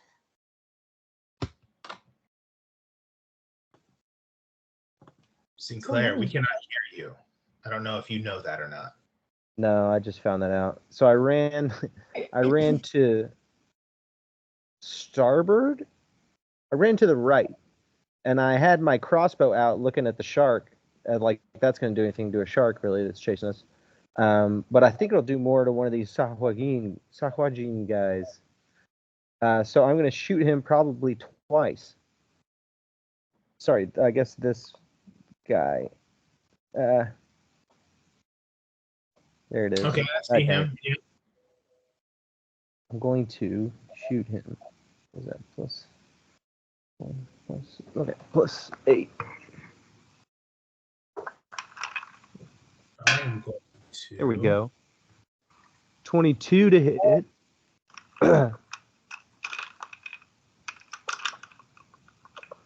So, and roll the 1. So he's going to take 5 piercing. And then I shoot him again. Okay. And that's a critical failure. What did the first one? What was the first one? The first one was like a 22 to hit, That but it does only hit. did 5 piercing. And then my second one totally missed. But I think I'm going to, as soon as I read this thing, less than a minute. Yeah, I'm gonna bonus action summon my Fury of the Tides, which lets me push guys when I hit them. Oh, sweet. So 1 channel divinity down, and that's my Cool. whole turn. I'm just waiting for somebody to climb up. Did you? So what did you do to this guy? Did you hit him for? I shot him for 5 piercing, and I missed with my second attack. Okay, thank you. I just wanted to know the damage. Cool. This gentleman has 5 piercing. I wish. Does somebody else want to share their screen besides me? You mean the screen of the map? Yeah. Yeah, I can do that. I do a lot of That'd be bad. behind the scenes stuff over here that I don't want to share, and I'm also worried about sharing Client data. other Okay. stuff. Yeah. Other things. I mean, I would be if I was using my work computer. Thank goodness I'm using my personal computer. Okay, so is it working right now? Can you all see my screen? I Yeah, dude. can. Awesome. Thank you. Wonderful.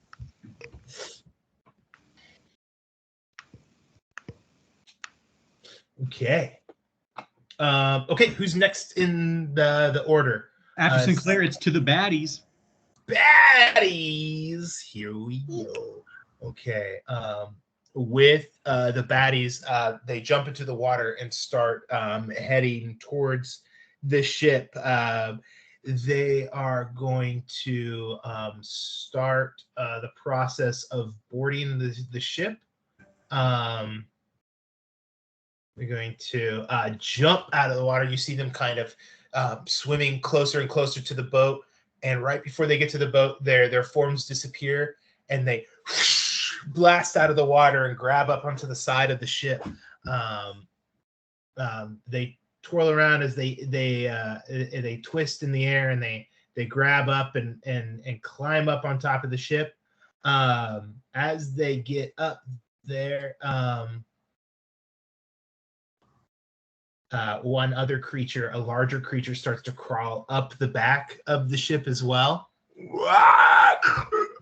And it doesn't look like Sahuagin. It looks like this pale, no eyeball, large mouth with like these like really long needle-like teeth, and it has this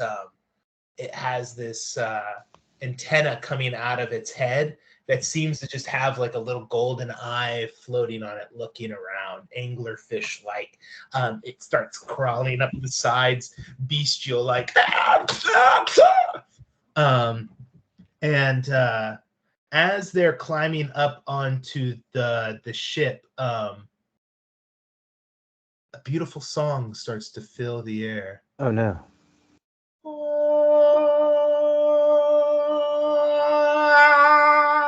It starts to ring and pulse. You hear somebody yell, "Siren!" And people start to try to cover their ears. I need everybody to make a wisdom saving throw. Oh shit. Hey, hang on. This still happens. I'm just trying to. How far is Val from me? Does your And aura Hadal. help with this? My aura is 10 feet. You're probably outside of it, but I want to make sure. Wisdom. Oh, my wisdom's good.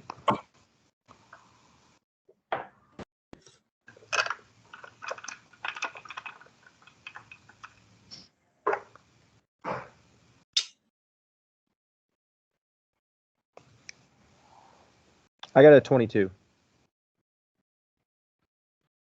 Okay. 22 is a success. I got a 9, but I'll flash of genius to make it 14. There Okay. you go. I got a 15. Okay. Let me do the members of the crew real quick. Jimmy Allright, the captain.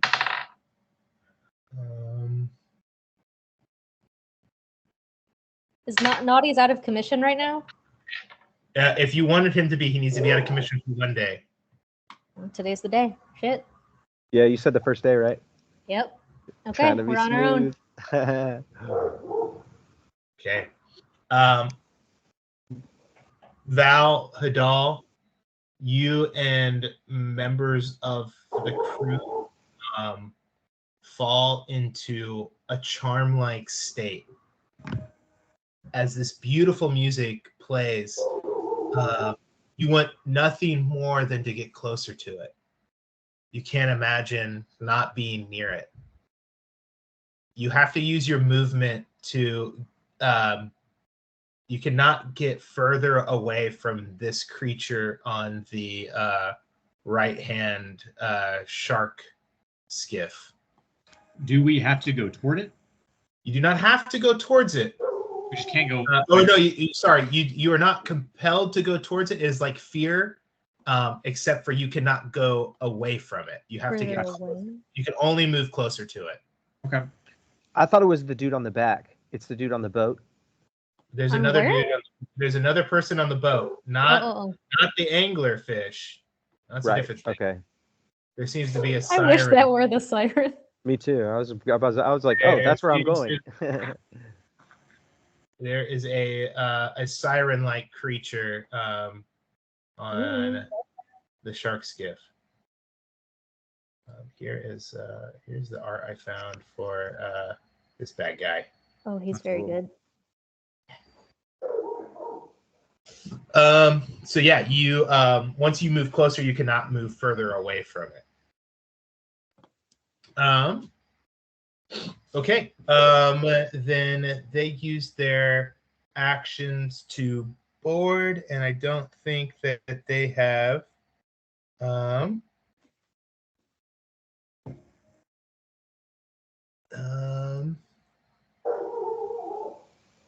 gonna say some of them are just going to use their limited telepathy to call forth a few sharks. The sharks are going to be over here. Don't fall off.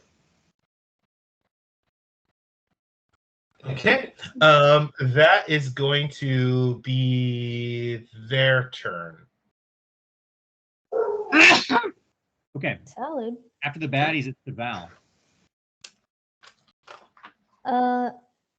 Okay, am I compelled to not attack the siren? Yeah, you are charmed by them. You consider them an ally, and you can only move closer to them. Okay. Then I will shoot someone else.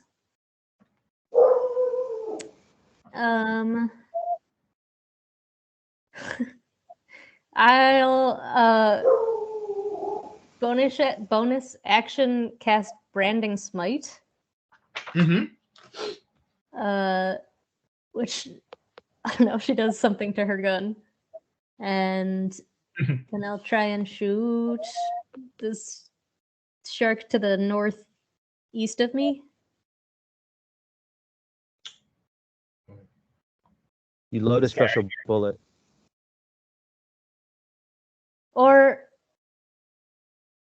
not Branding Smite. Blur.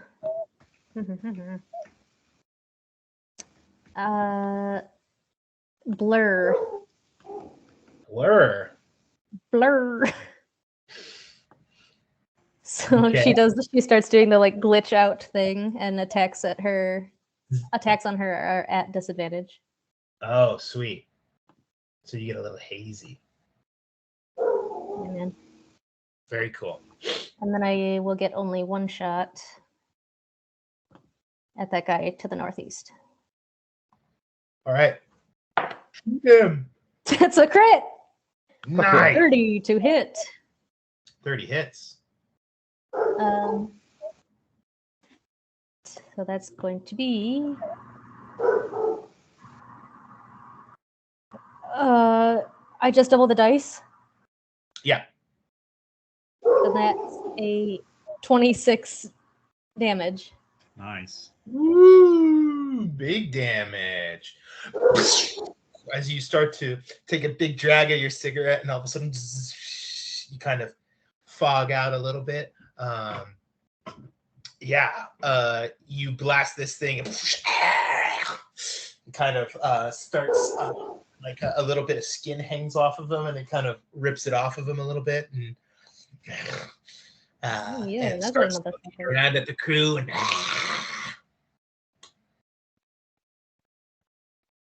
and that's it. That's me. okie dokie. Who's next? Next up is me. Yeah, dude. And I am going to conjure animals. And I'm going to summon us a couple of dire wolves. Woo! Dire wolves. It's a I'm party. going to summon 2 dire wolves onto the deck where we're at. Yeah, you know what? I think Smart. I have wolves. I think I might have dire wolves on here. Let me see. Or a couple. I know you got golden retrievers in there somewhere. You can just do 2 of those. I got the donkey from Shrek. Okay. Hell yeah! I like where this is going. Hey, don't. I got the cabbage man from Avatar: The Last Airbender. That's dire wolfish. That's Wait, dire wolfish. why do you have the donkey from Shrek? Because I think that was David's donkey in the first campaign, or David's. Yeah. Chestnut or something. I forget his donkey's name. Oh, and I got to give you guys control of your characters. My bad. Where do you want these dire wolves? Giving them control. Yeah, I'm gonna put one here. Yeah, and one on this guy, I guess. Okay. Can you guys control your characters? Yes, I can. I can control everybody, actually. Okay, cool. Yeah, buddy. Oh, and if you click on people, can you like if you click on the guy up by that Val shot, click on him. Yeah. Cool. You can actually see the damage you've done to them too. Oh, nice. Yeah, that's where I'm keeping track of that. Yeah. Okay, so yeah, I'm going to summon these 2 dire wolves, and I think I can have them attack on this turn. I assume. Oh no! They'll just have their own initiative now. Or would you want them to go right after me? Let's have them go right after you. They are your wolves. I like that. Okay, so then I'm gonna have them both attack these 2 guys in the side. I guess they're regular Sahuagin. They're gonna do some bite attacks, and they get 1 each. That's probably gonna miss. So one's gonna miss, and this one 13. So one is 18 to hit. We'll say on this guy over here. 18 misses. Well, that's not good.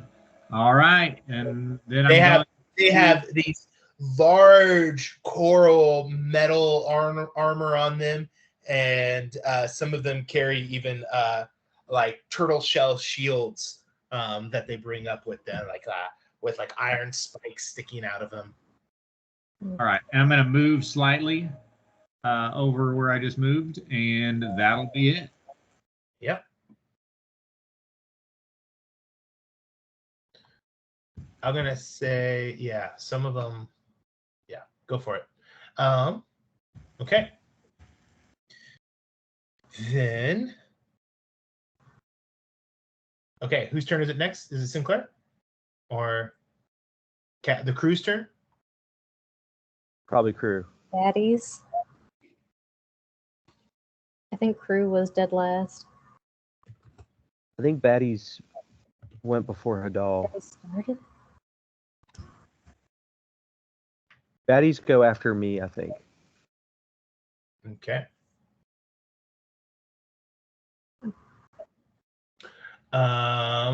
So it's crew's turn, Hadal?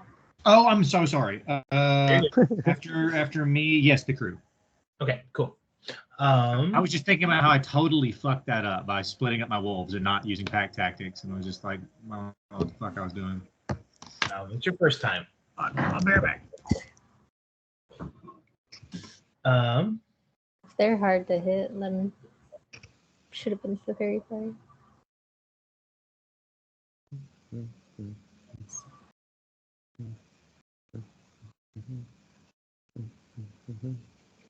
Okie dokie. 2 attacks.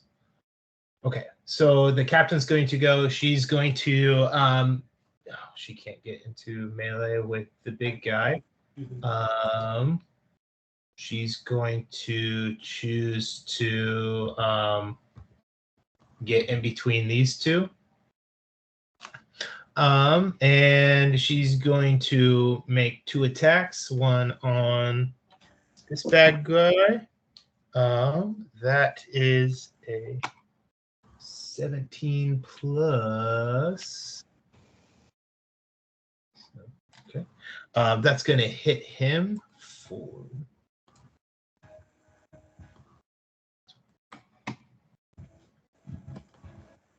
I'm going to say 10 damage on this guy. As she pulls out her both of her blades, and she stabs one, flips around, spins, and slices at the other one. Both are going to hit. She's going to do 10 damage on each of these guys.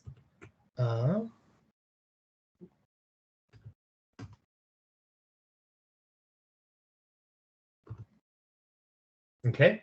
And then she's going to, as a bonus action, command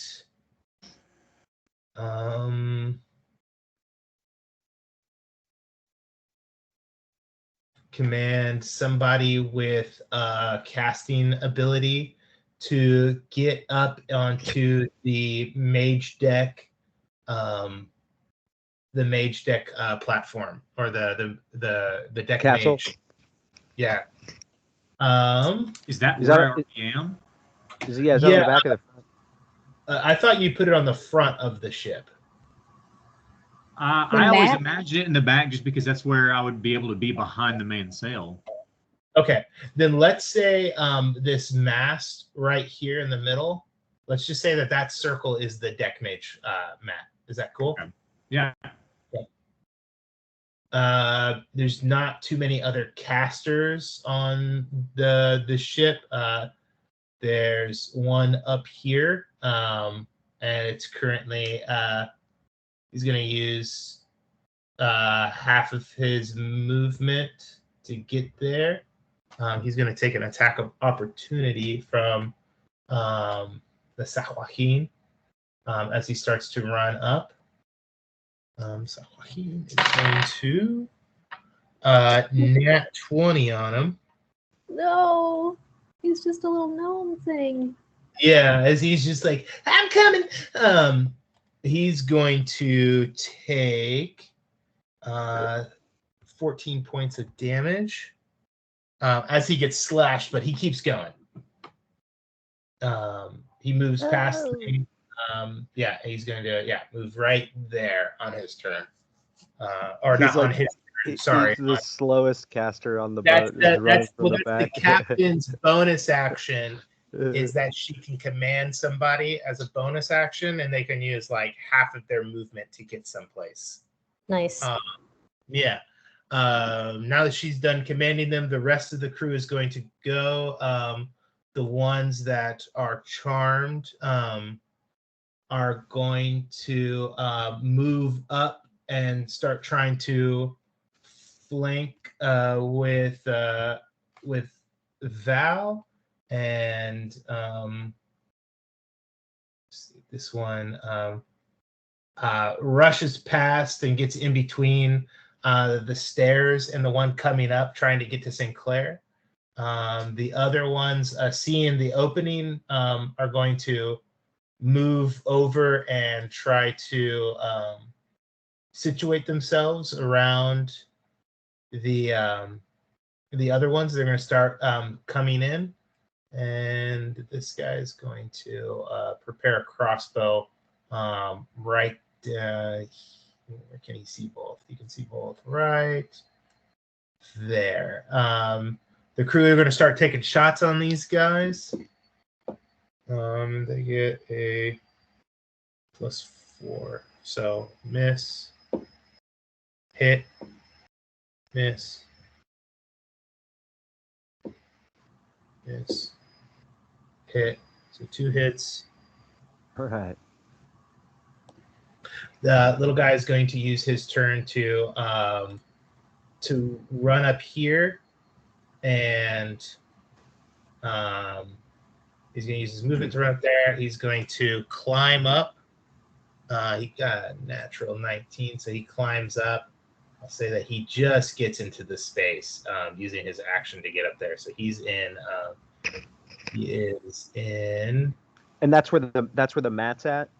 Yeah, he's on the mat right now. Sweet. But on. he used his action to climb up. Rest of them, let's see, this guy misses, hits. Jimmy Allright is going to miss. So I think I got 3 attacks on these guys. So and their damage is they're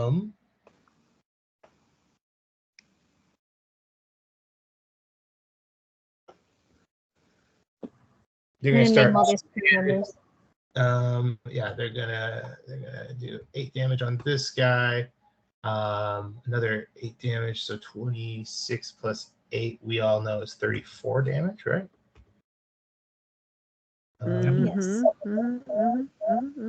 And I'm gonna say this one right here, 13 damage. Okay, that was the crew's turn. Everybody's getting set up. Everybody's preparing for this invasion. Okay, who's next? After the crew, it's back to Sinclair. All right. Where's my mouse? There we go. I'm going to try to whack this guy, obviously. Is it going to ping him? The guy below and to the right of me. I'm going to hit him with my freaking rapier, and if I hit, he gets pushed off the boat. Rapier. There you go. Rapier. I critted on him. Ooh. I did a crit. Okay. So. Hiya. Okay. So he's going to take a measly 10 damage, but he just gets pushed 10 feet, and there's apparently no save for it. He's going to have to use his action to get back up into the boat. Great. He falls into the water, and you push him back. He kind of flails and does, let's see. He tries to do a flip and a half, but he ends up backbustering. He kind of sinks into the water, but then once he's in the water, he does a little kick turn and starts swimming towards the boat again. And he's ready. Okay, for my bonus action, I'm gonna look up at the little gnome that just crawled up in the special spot. Hey, magic man! And I give him a wink. You got this.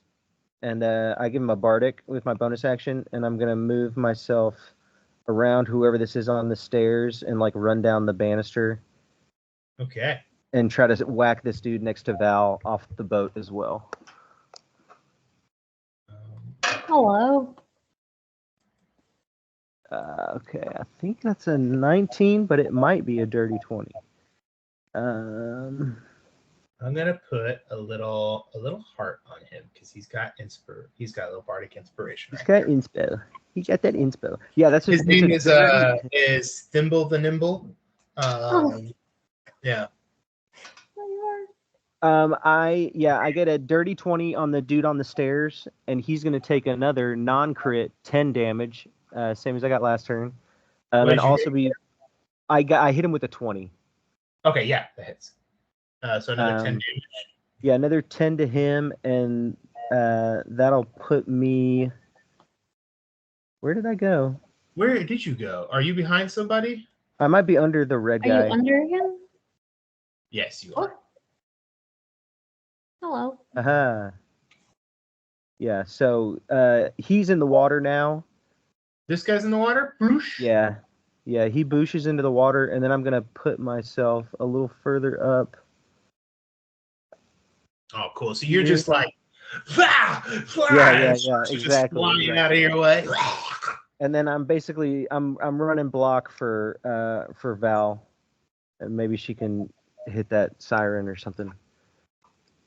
Get the siren. It's obviously you were gonna. And stop that beautiful music! No, I would never. Oh wait, you can't. Oh, you can't. Are you looking at her? I mean. Oh, you got good luck. Well, shit. Well, Are you not into that? we'll figure this out later. Maybe I should have inspired you. Huh?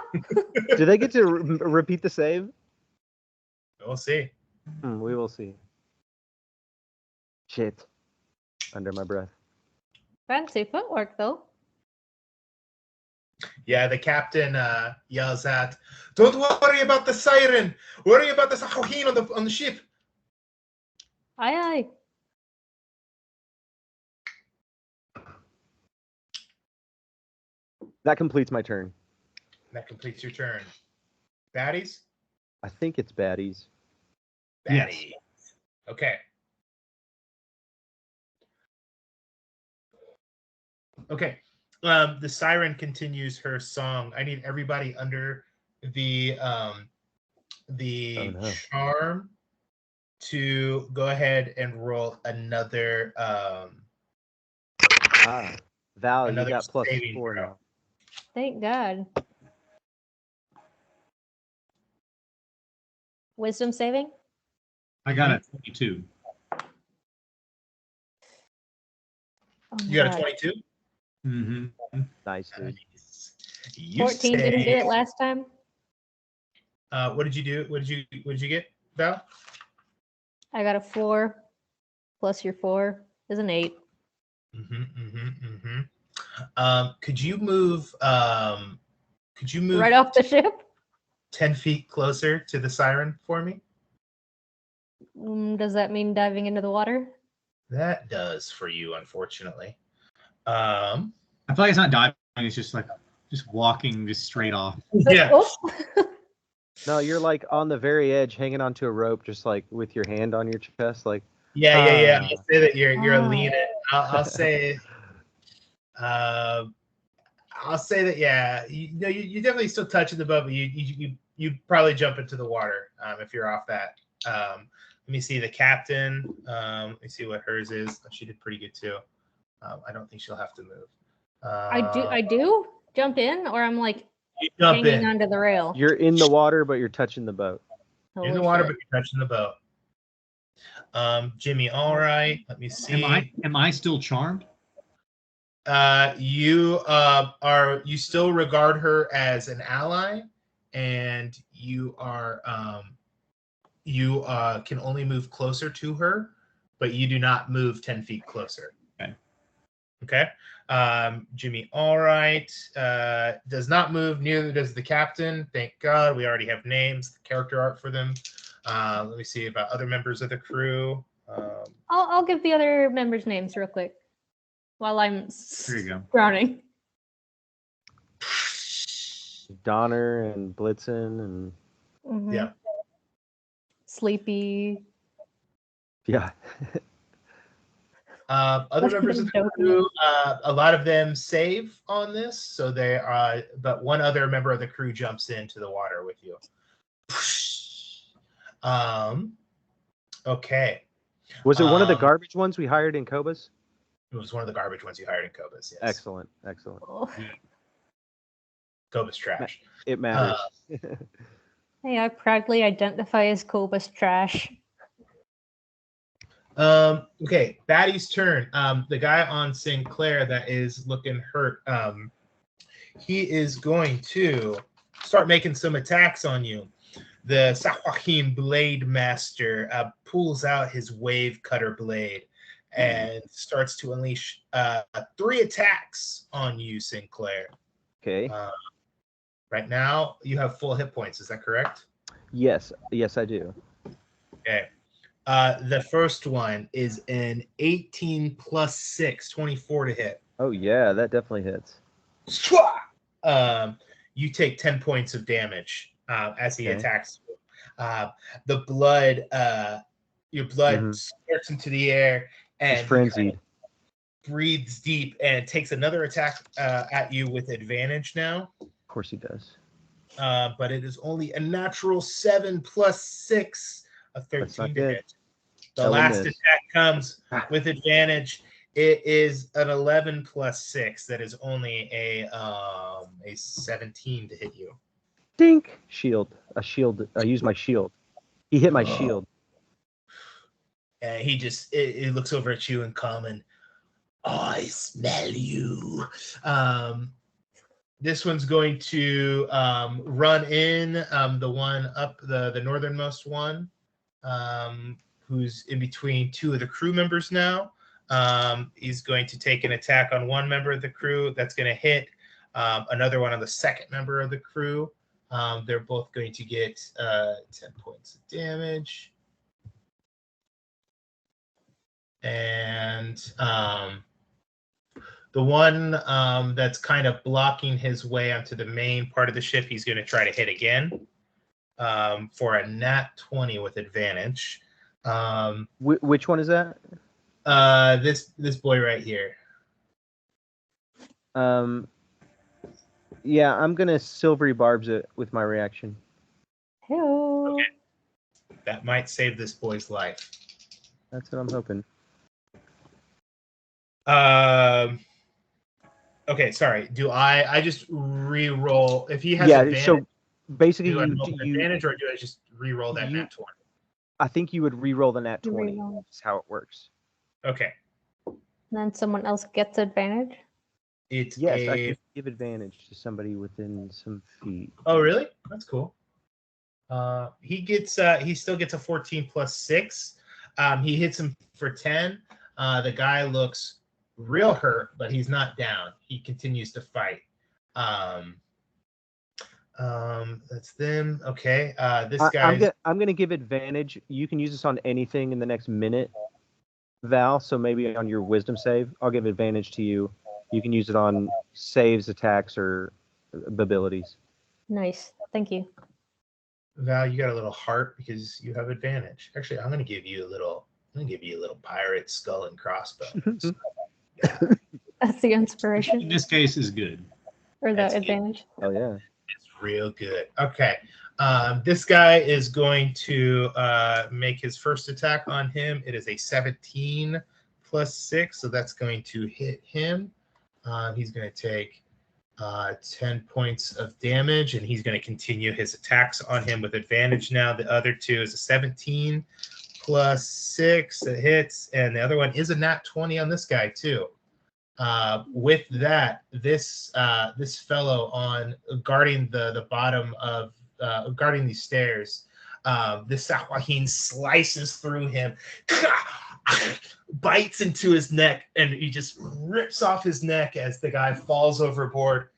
He kind of pushes him off the side and into the water. And he's going to start making his way down here into the ship.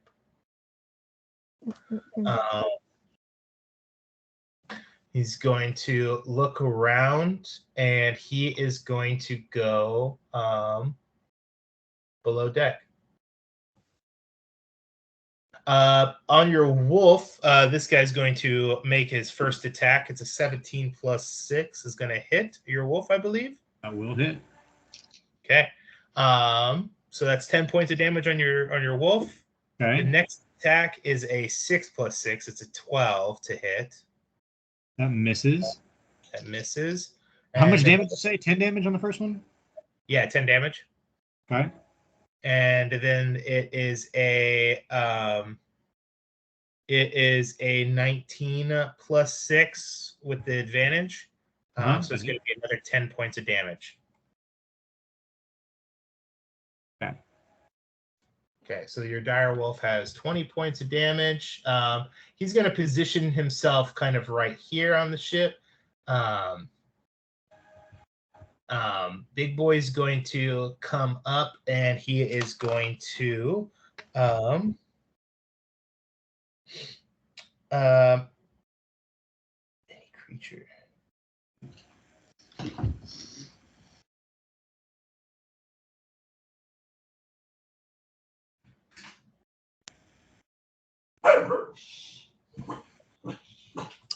He is going to pull out that eye hanging out of his head is going to light up,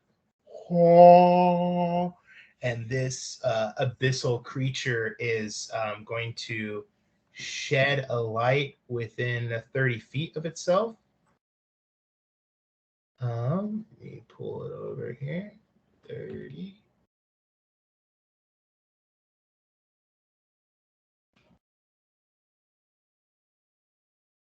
It's hard to see in a second. Back. It's hard to see because the token of the boat takes up everything. But if it moves, I'm going to move it right here just for the sake. Everybody on the back end of the ship who is not charmed right now, which is only the wolves and Nimble the Thimble, or Thimble the Nimble, is going to need to make a wisdom saving throw. The DC is 11 on this. Both my wolves passed. Okay, and so did Nimble, or Thimble the Nimble. So he is not charmed by this light. That is its action. And that is everything for him, for the abyssal creature. They're going to command sharks now to swim. Let me see what shark speed is. Shark 5e. Shark.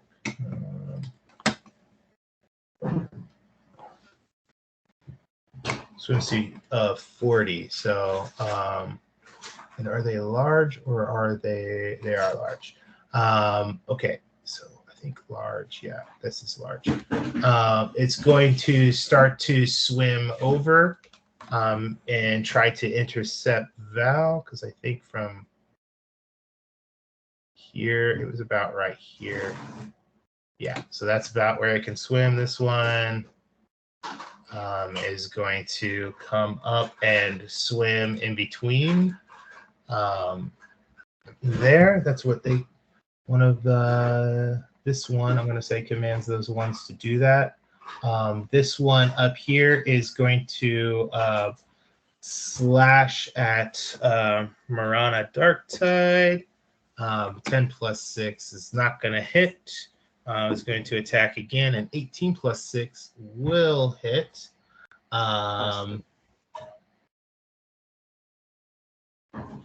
See if she's got anything real quick.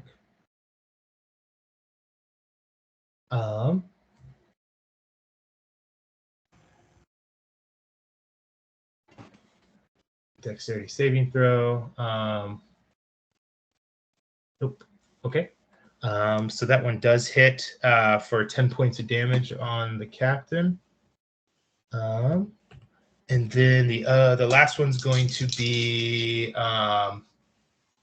with advantage on the captain since they've already hit. but a 13 plus 6 is 19, which will hit the captain as well right now. Okay, so that's 20 points of damage onto the captain. And that is all the baddies' turn.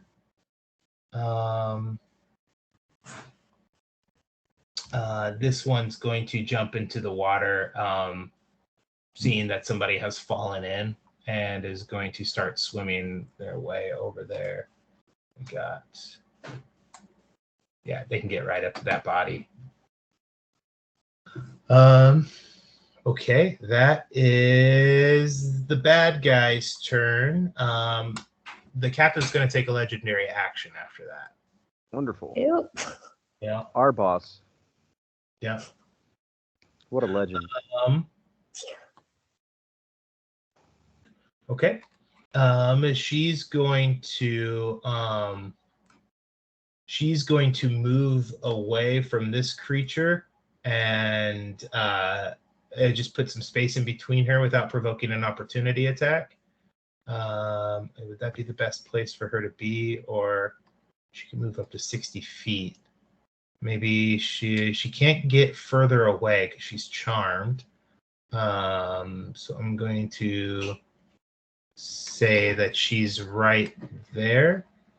And that's just her legendary action right there. She's got a few more of those, but yeah, okay. There's that. Okay, whose turn's next? Okay, it is to Val. Val. Can I? Oh shit! What's going on with my movement? You're swimming now. Is there anything I can do to this, like resist this or climb? I just can't move away. You just can't move away. You can move closer. You can stay in the same distance that you are from her, like move laterally if you want, but you cannot get further away than what you are. That means you can't get on the boat. I cannot get on the boat. Okay. But you could get on her boat. But I have to swim through a bunch of sharks to get there. And Yeah, I can't That's the problem. swim. I'm half movement right now. Yeah, the song is continuing. Even as you splash underwater, you can still hear it clearly. But for all of you under this charm, it feels like once you got that first hit, it's starting to kind of fade away, and you yearn for more. It almost is like quieting down or something. And if you feel like if you just could get a little closer, you could hear it better.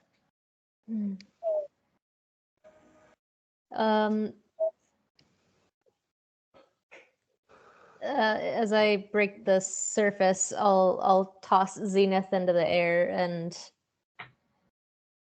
I'll drop Blur and cast Fairy Fire through Zenith.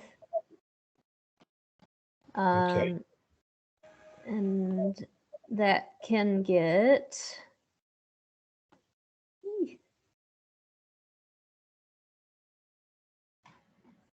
everyone. I guess I could try and center it so that it gets like all of these guys. They have to make dexterity. Is it dexterity saving throws? What saving throw is it? I think so for Fairy Fire. Yeah, it's Dex. Dex 17.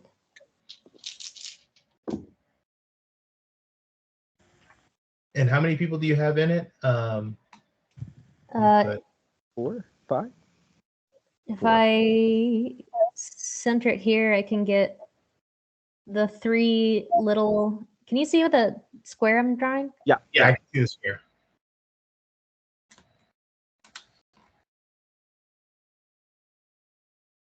Or I could even scooch it Oops. And get the It's a- other guy it's a- on deck as well. It's a cube. It's a cube. Where do you want to put Zenith?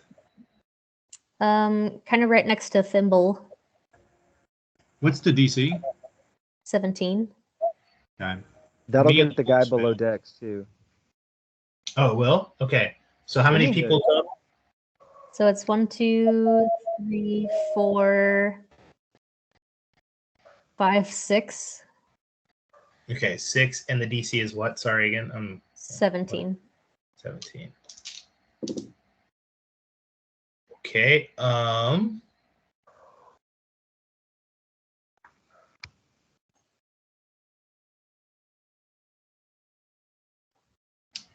Okay. Only one saves. And I'm gonna say it's the one below deck, just because out of sight, out of mind. But everybody else is fairy fired. Woo-hoo. Me and the wolves also failed. I okay. think it's just enemies. It says any creature. Any creature. Of your choice? It doesn't say of your choice.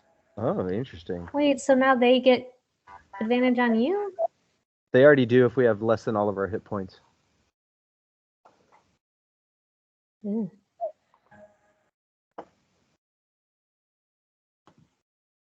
Okay. That means Thimble saves. Jimmy Allright does not save. And the captain is going to, it's a dexterity saving throw. She's not going to save either. Although she could if she wanted to.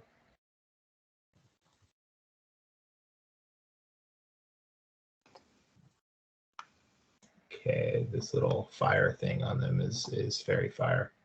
There you go. I think that's everyone. Okay. Was that your turn? That was a spell. So can I do an attack still? It's an action. Then Oh, no, but you had that's- but you had Zenith do it? Does it matter? it doesn't matter. Then that's my turn. Okay. Yeah, you're not gonna move or anything? No, oh God. You could move like down to the captain, I guess is the only. But I'm Direction. yeah. passing this guy in the water. No, I'll just Yeah, you are next to Sinclair. yeah, I'll stay put. Okay. Gaze me Cool. out. Sure.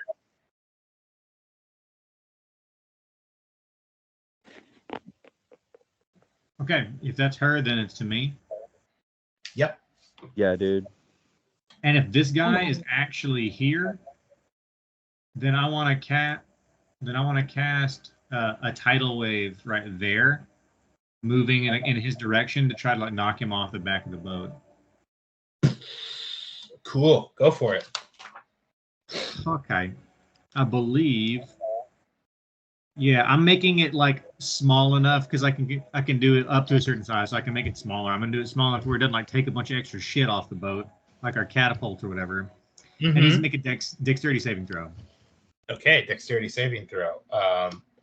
It's going to be a +3 on this, and I'm going to roll it on the screen. 10, 3, 13. Excellent. All right, yeah, then he fails. And I'm going to do my damage on the screen here. It's 4d8 bludgeoning damage. It's a 19 bludgeoning damage.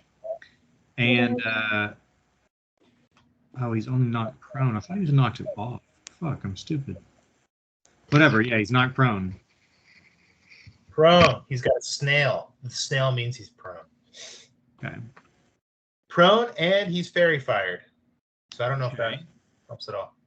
Advantage. A wave crest out from you. You see a couple of boxes and everything splash around and move a little bit as it collapses onto the ground on its belly. Did you roll with advantage just to see if you crit? It was a save for him. It wasn't like an attack roll. Oh. And then now I'm going to have my wolves attack their respective targets. Where did it go? Those are 20 to hit and 17 to hit. 20 to hit and 17 to hit. The 20 hits. Okay, then I'll say it's the bottom right wolf that hits. Okay. And it's gonna be 2d6 here. Is going to be 8 plus 3 is 11 piercing damage, and it needs to make a strength saving throw. Okay, strength saving throw. I will again. Oh, wait a minute. Those both have attacks because they're both attacking. I mean, those both have advantage because they're attacking people that are very fired. Right. Yeah, they are. Yeah, go for it. Right, everyone on deck. Okay. You get advantage. Okay, yeah, it didn't change anything. But that one guy, the one in the bottom right, and there needs to make a strength saving throw. Okay, I'm gonna roll it on screen. He's got a +6 to this. 13 plus 6 is 19. All right, yeah, he's fine. Okay. Oh, but he did take whatever. What did I say? 11 piercing damage. 11 points of damage. Yeah. And Jimmy Allright's engaged with him. I don't know if that counts as pack tactics or if the wolves have to be next to each other to get pack tactics. I mean, he was already getting advantage because of the fairy fire. Okay, cool. It's just allies. Yeah.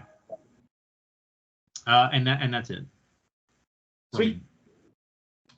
All right, that's you. Who's next? After me, it is to the crew. The crew. All right. Thimble the Nimble cracks his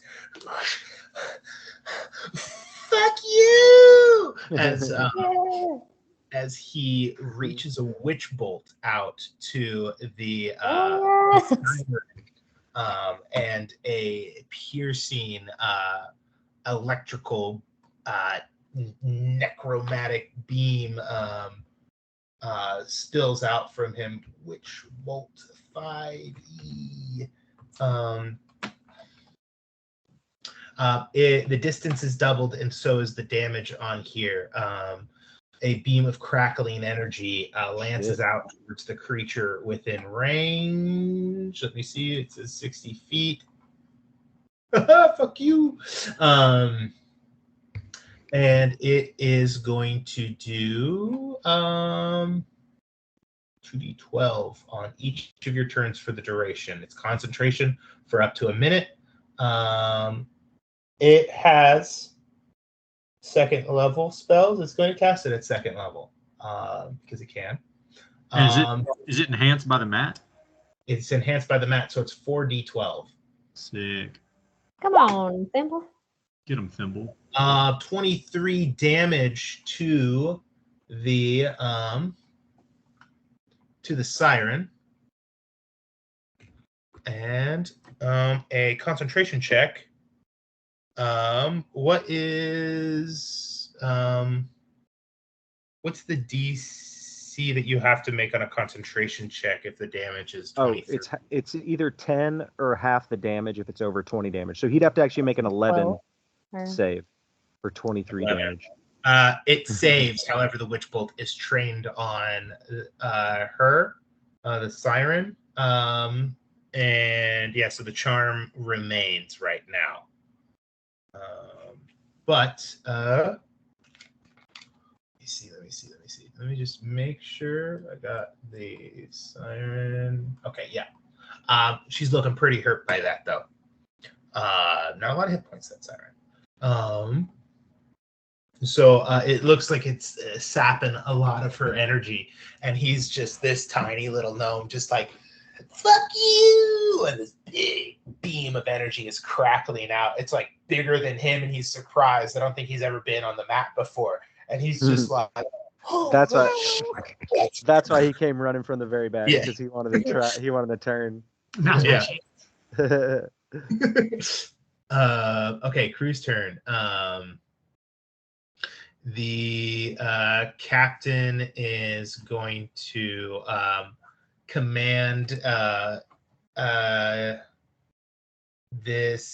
Oh gosh, what can she do?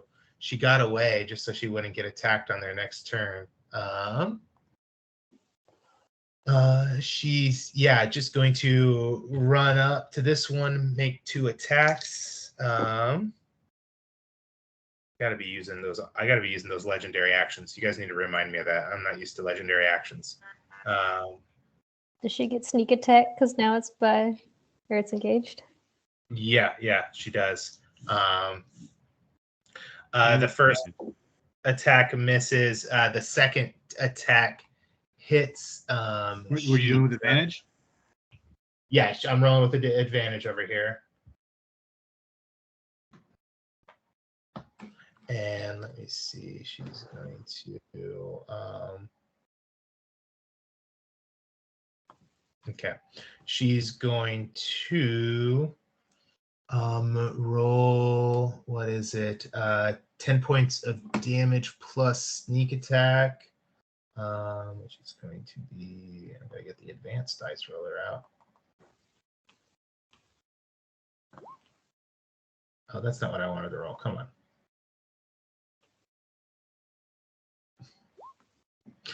Another 30 points of damage on here. So she does a total of 40 points of damage on this guy.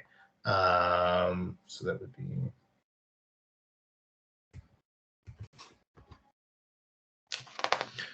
And then she's going to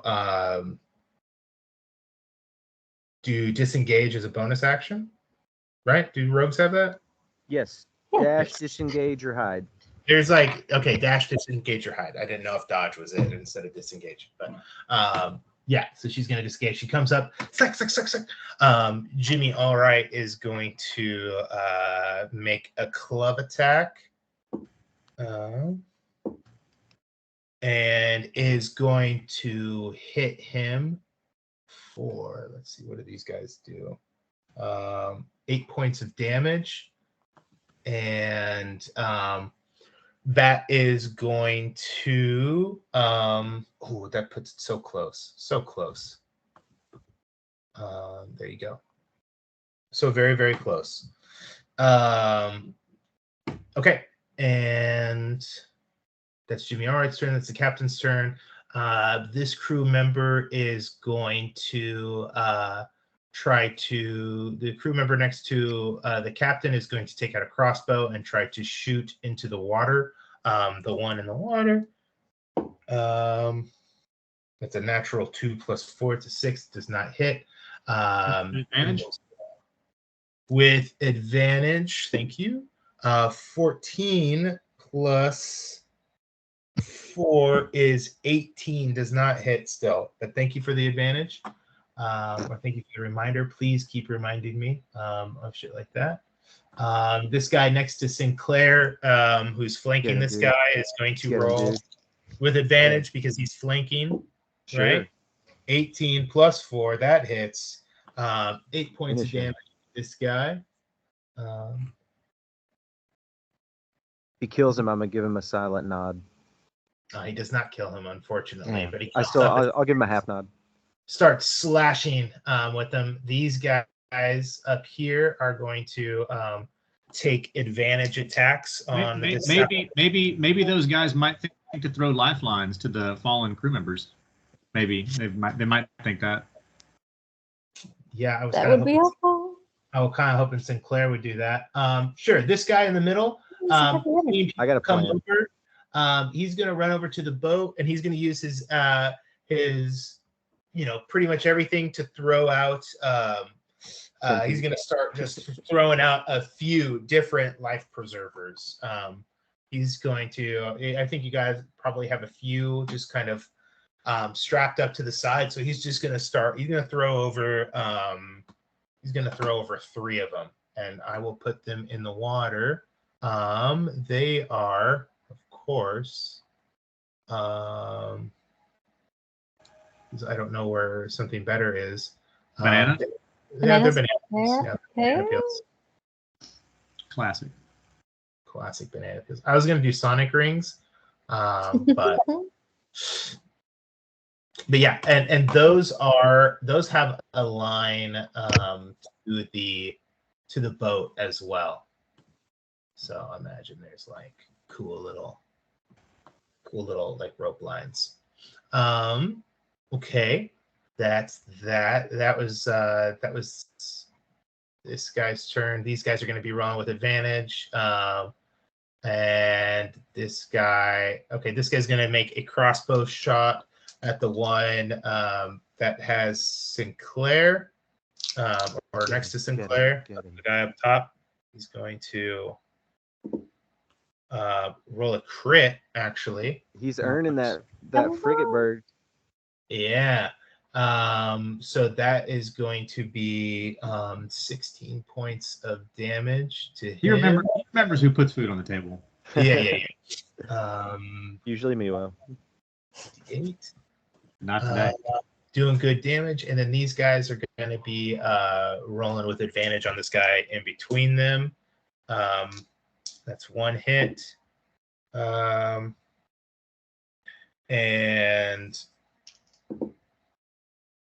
2 hits. Okay, cool. They're both going to damage.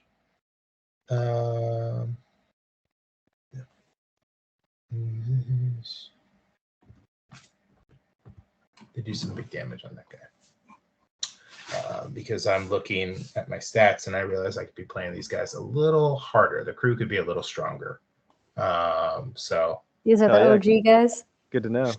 Yeah, some OG guys up here are a little bit stronger than I'm giving them credit for, and that's my bad. But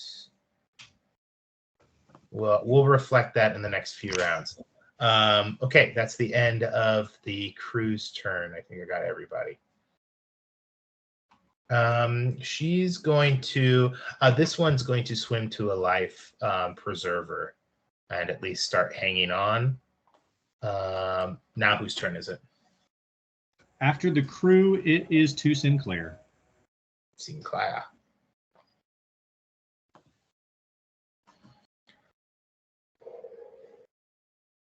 I'm back. Hey, bud. Am I it's back? Your turn. Yeah. Hell yeah. It's your turn. I knew it was as soon as it said connection lost. Hear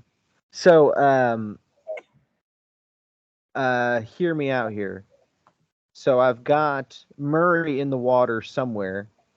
I'm sure when the shark showed up, I was like, "Hey, hurry on home now, boy." So I'm hoping I could maybe forego an action to have him kind of show up out of nowhere, and maybe I could Misty Step to him and help scoop up Val. Misty, wait, but then can he get us back on the ship? No, Ah, but he could get you to the siren ship, and then you wouldn't have to worry about sharks as much. I But guess. we can get wherever. I mean, I'd be good from siren ship, I guess. That siren ship than can go underwater, and then you'd be in trouble. Oh God, Gotcha. yeah. Would I have to That's control why it Murray's after? there. Yeah, Wow. maybe you could control it. It's like dino racing. Pretty much. It's just like that. Older than the dinos. If it ain't broke, don't evolve. So yeah, if I bonus action Misty Step, I won't provoke an opportunity attack from this guy, who's right next to me. Okay. And basically I would just jump onto the fish boy and, hopefully scoop up Val when it matters.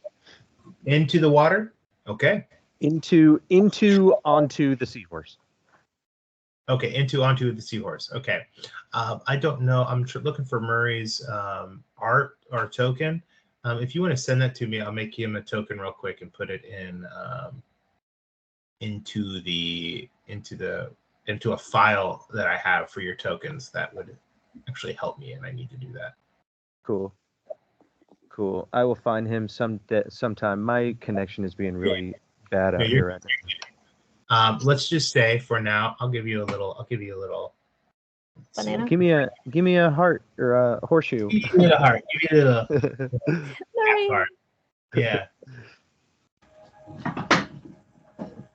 Okay. Okay. Can people use their bardic inspiration on saving throws, like concentration checks and stuff? They can basically use it on anything for the next 10 minutes. So concentration, or even just a spell attack or something like that. Okay, cool. That's pretty much anything. That's what I'm just making sure. If Nimble gets hit, or has to continue that witch bolt, I want him to keep going. Okay. That is Sinclair's turn, I believe. Correct. All right. Whose turn is it next? After Sinclair, it's to the baddies. The bad. Uh-oh.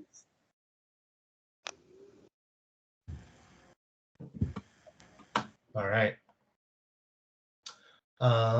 These guys, let's start at the top. This guy's going to start trying to peel away. Guy at the very top here is going to start peeling this guy away first. The one that's hit, he's going to roll with advantage on him. 17 plus 6 hits, and a nat 20 on this guy. This guy below him is dead, and he's going to turn around and make his last attack on this other guy with advantage as well, because he's not full hit points. 15 plus 6 is 21. That's going to hit. He's only going to do 10 points of damage. This guy is not looking great, but he's not dead. This guy is looking rough. Is going to move here and is going to attack the guy above him. The guy above him has not been hit yet, so he rolls a single hit. 18 plus 6 will hit. So it's 10 points with a miss and another hit. So he does 20 points of damage to this guy. It's not looking great for that guy. This dude's going to his action and is going to start moving towards the bows of the ship as well.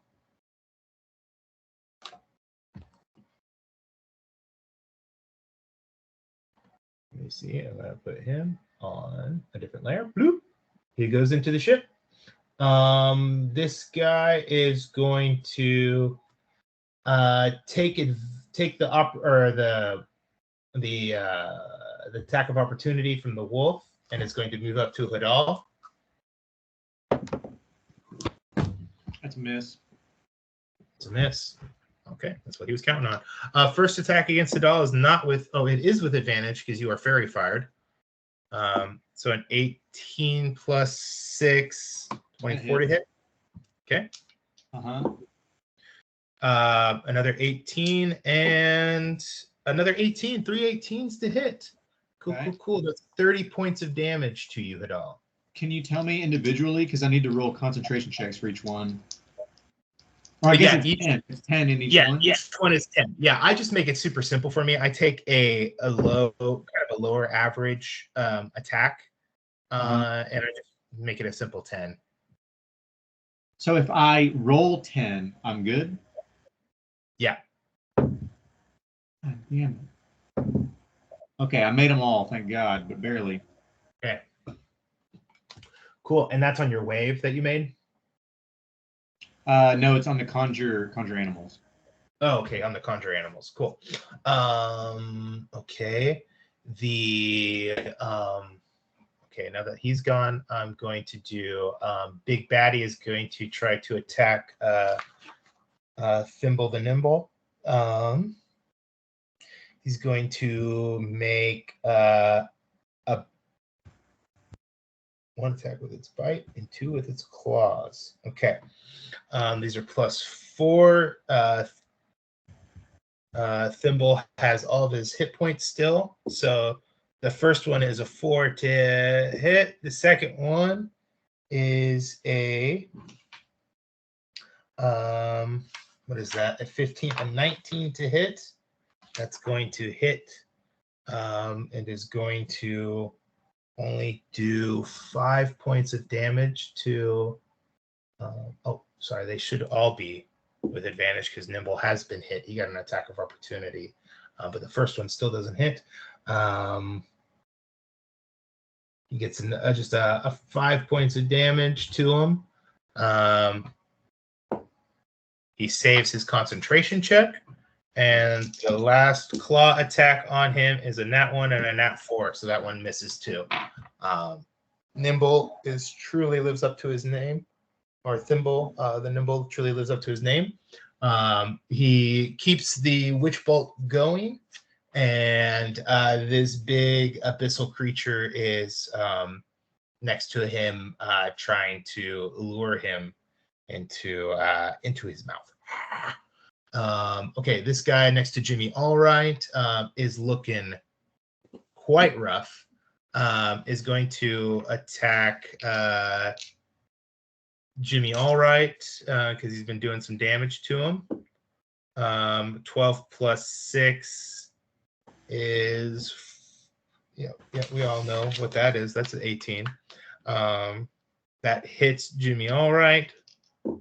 And the second one will hit as well. And so will the third. That is 30 points of damage to Jimmy Allright. Luckily, he has plot armor, which gives him a little bit more health than other people since he has a name. Oh yeah. Yeah. We got a name. I got names for all of this crew if that's what it takes. Really. He's looking rough. He's looking rough, guys. Jimmy Allright's not looking good. The ones in the water one's going to attack Sinclair. First, one shark's going to head up here and attack one of the crew. Another shark's going to come up and attack Val. And then that other woman's name is Phoebe.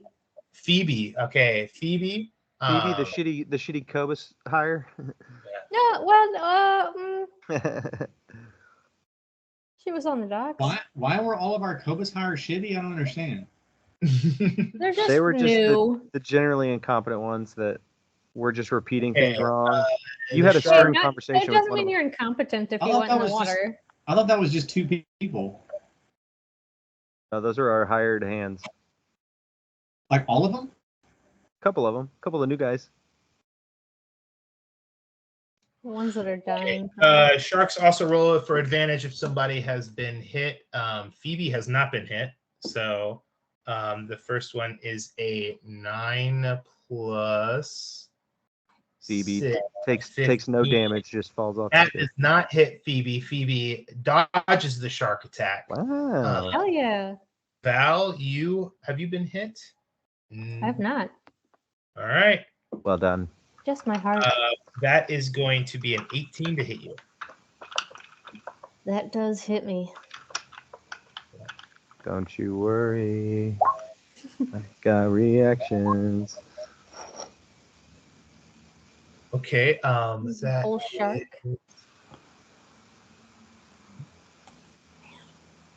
That's going to be 10 points of damage to you, Val. Ah. I'm using my reaction to reduce some of that with my shield. Okay. Hey, it's a 10, so it's it's enough.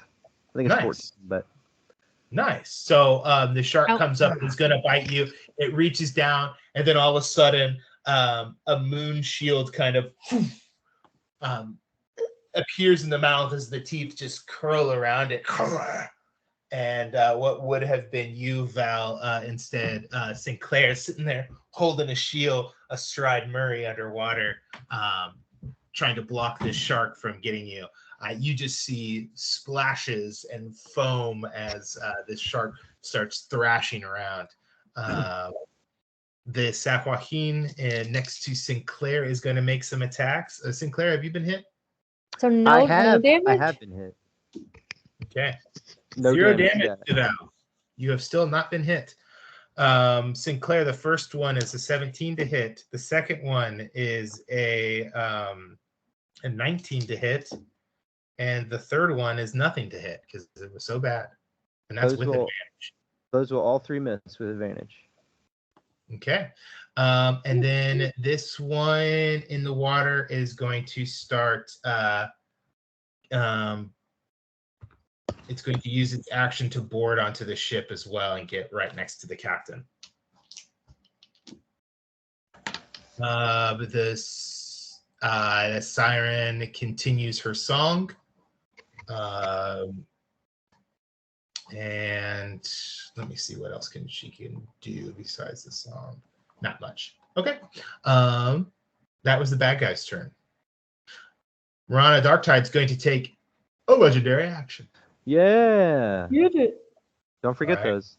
Yep, that's one of 3 that she's going to be. Well, no, so that's one of 3. She's going to make a multi-attack. And does she get 3 of those per turn or per round? Per round. Oh wow, yeah, we're dropping the ball. Take them throughout. That's why it's important to remember. Okay. Let me see. If you want in the future, you can just give us Marana's stat block, and one of us can play her. Yeah, I need to do that. It's not completely done yet. I keep saying I'm gonna finish it. I have ideas, and I'm using like a couple of things from different things. I just combine them together. It's more fun to pick on the fly. Yeah. I'm trying to keep it consistent with the stats on one and a few different traits from others, though. But she hits both times. She's going to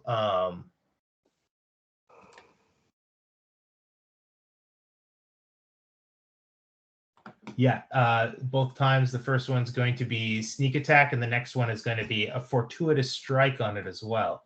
So the first one does, I believe it's 10 points of damage plus 25, so that's 35 points of damage to it. And the second one is going to be 10 plus the fortuitous strike, which is going to just be another 20 points of damage to it. So sneak attack, as it pops up, she's ready for it, puts one of her blades down. As it lands on top of it, she slices up and comes around with another blade behind her, and stabs it in the head. It's looking quite rough, and that was her legendary action. Cool. Hell After yes. her, it's to Val. Do I do something about siren stuff? The song continues. Did What does that mean? Thimble attack on his last turn? What's that? Did Thimble attack on his last crew turn? Maybe not. I don't think so. No, I think you're right. Sorry, he did not go. Let me Witch bolt. for him. He's going to do okay, that's great. He does another 25 points of damage. Okay. Because it's a second level spell, and it's doubled up, and that does in fact end the charm, because it does in fact end the siren. Nice. So Sick. Thimble ends the charm for all of you. The song stops playing, and you don't think you like that song anyway. Ugh. What the hell?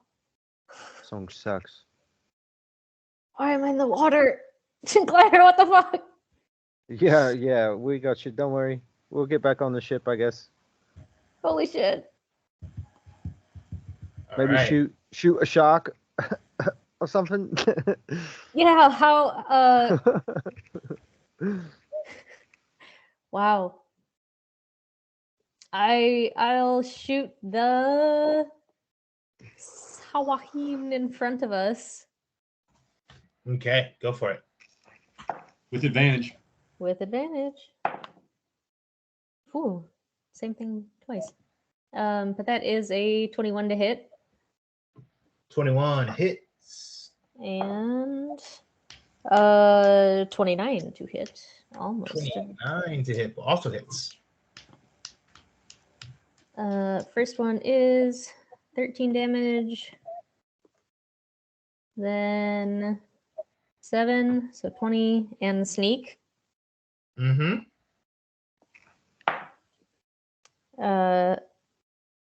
So 24 total damage. Okay.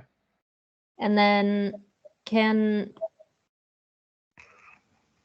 we do anything about our movement to climb back onto the ship? Yeah, you can. You are. Did you grab onto the? No, you didn't grab back on. So it would normally be an action to climb onto the ship. Then I'll climb onto Murray.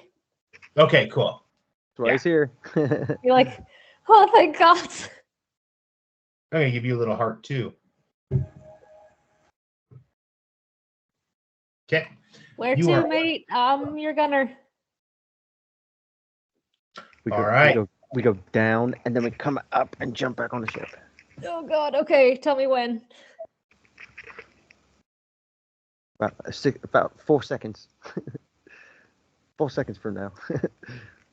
Holding her breath. Marana Darktide's gonna use her legendary action again. Hell yeah, you use Yeah. those. She hits, and she hits again. She deals enough damage to kill this Sahuagin here. She looks back at Hadal. Hadal, you're okay? I'm good, thank you. She throws the body overboard. It's in the water. She does have a crush on Hadal. Not on the boat, dude. Nice pull. Ugh. All right, that was her legendary action. Matchmaker.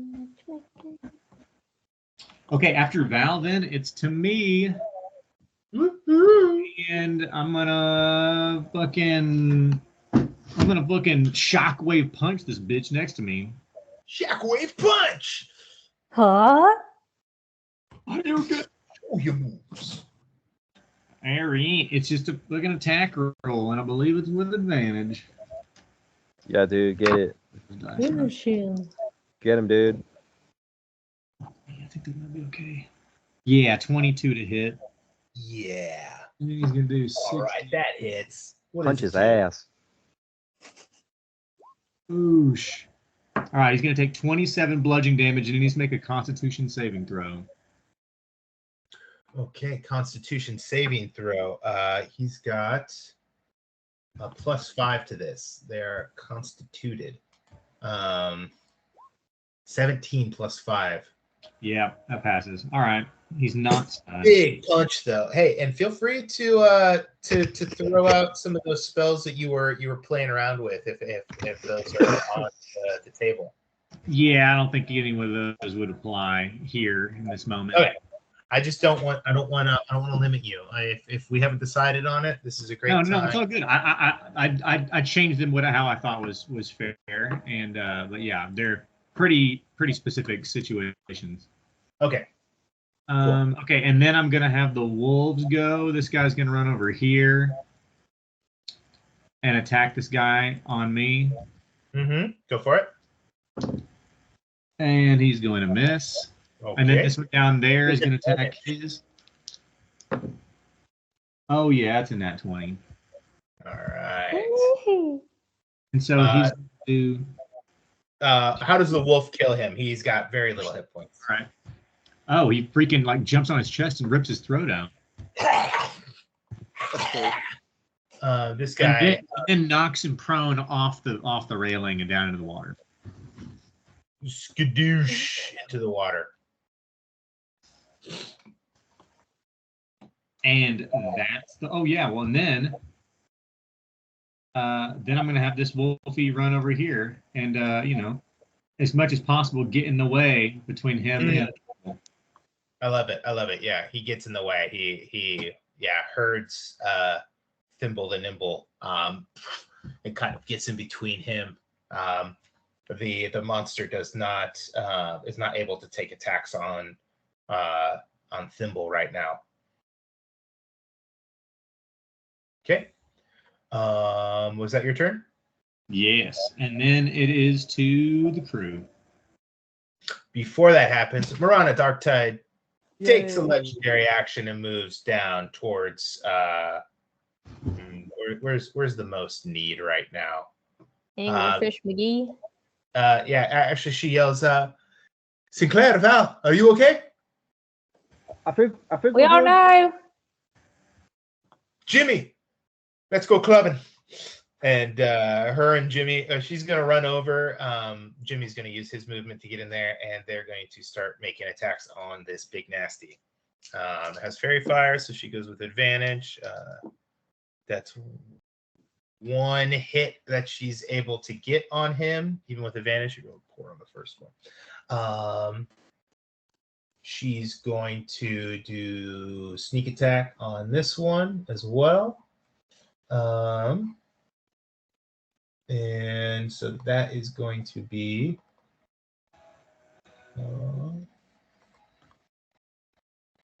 32 points of damage on the big bad. And then Jimmy's going to attack with advantage. The first one hits, and the second one is a nat 20. So that's going to be 8 plus 16. So that one is going to be, nope, that would be, let's see what this guy's points are. Okay, they start just beating into that guy.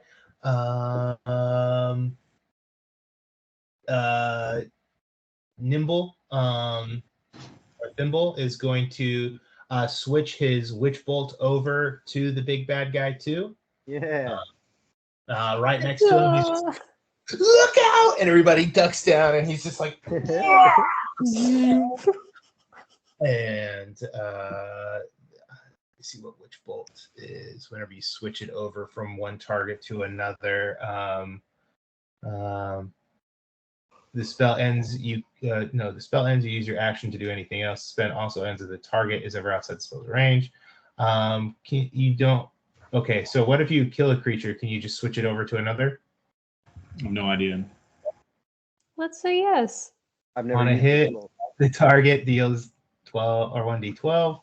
And on each of your turns for the duration, you can use your action to deal to the target automatically. The spell ends if you use your action to do anything else.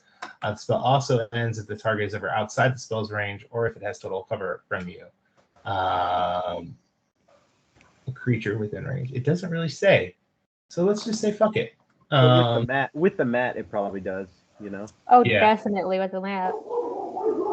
Yeah, definitely with the mat. I'm gonna go ahead and roll to hit with advantage, and it does.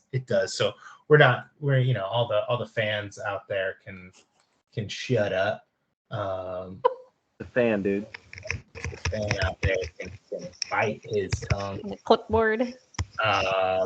He doesn't do too much damage on this one. He only does 20 extra points of damage to this guy. But that is a good amount of damage that this big baddie has on it right now. That was Nimble's turn. This pirate, if you guys are good down there, she's going to let me see who we got. Who's a threat? She's going to cross the deck and help out her comrade over here. taking 2 attacks, 16 to hit on the first one, 18 to hit on the second one, does not hit. The other guy goes nat 20 on the first one, and a hit on the second. So that's going to be 4 points of damage. So I'm just gonna pull it even. Okay, this guy's looking rough up here. These guys are going to he's going to come down here, and they're going to do the same on this guy right here. First attack misses. Second attack is a nat 20. And then the other guy's attack is nat 19 and a hit as well. So so that's 8, 6.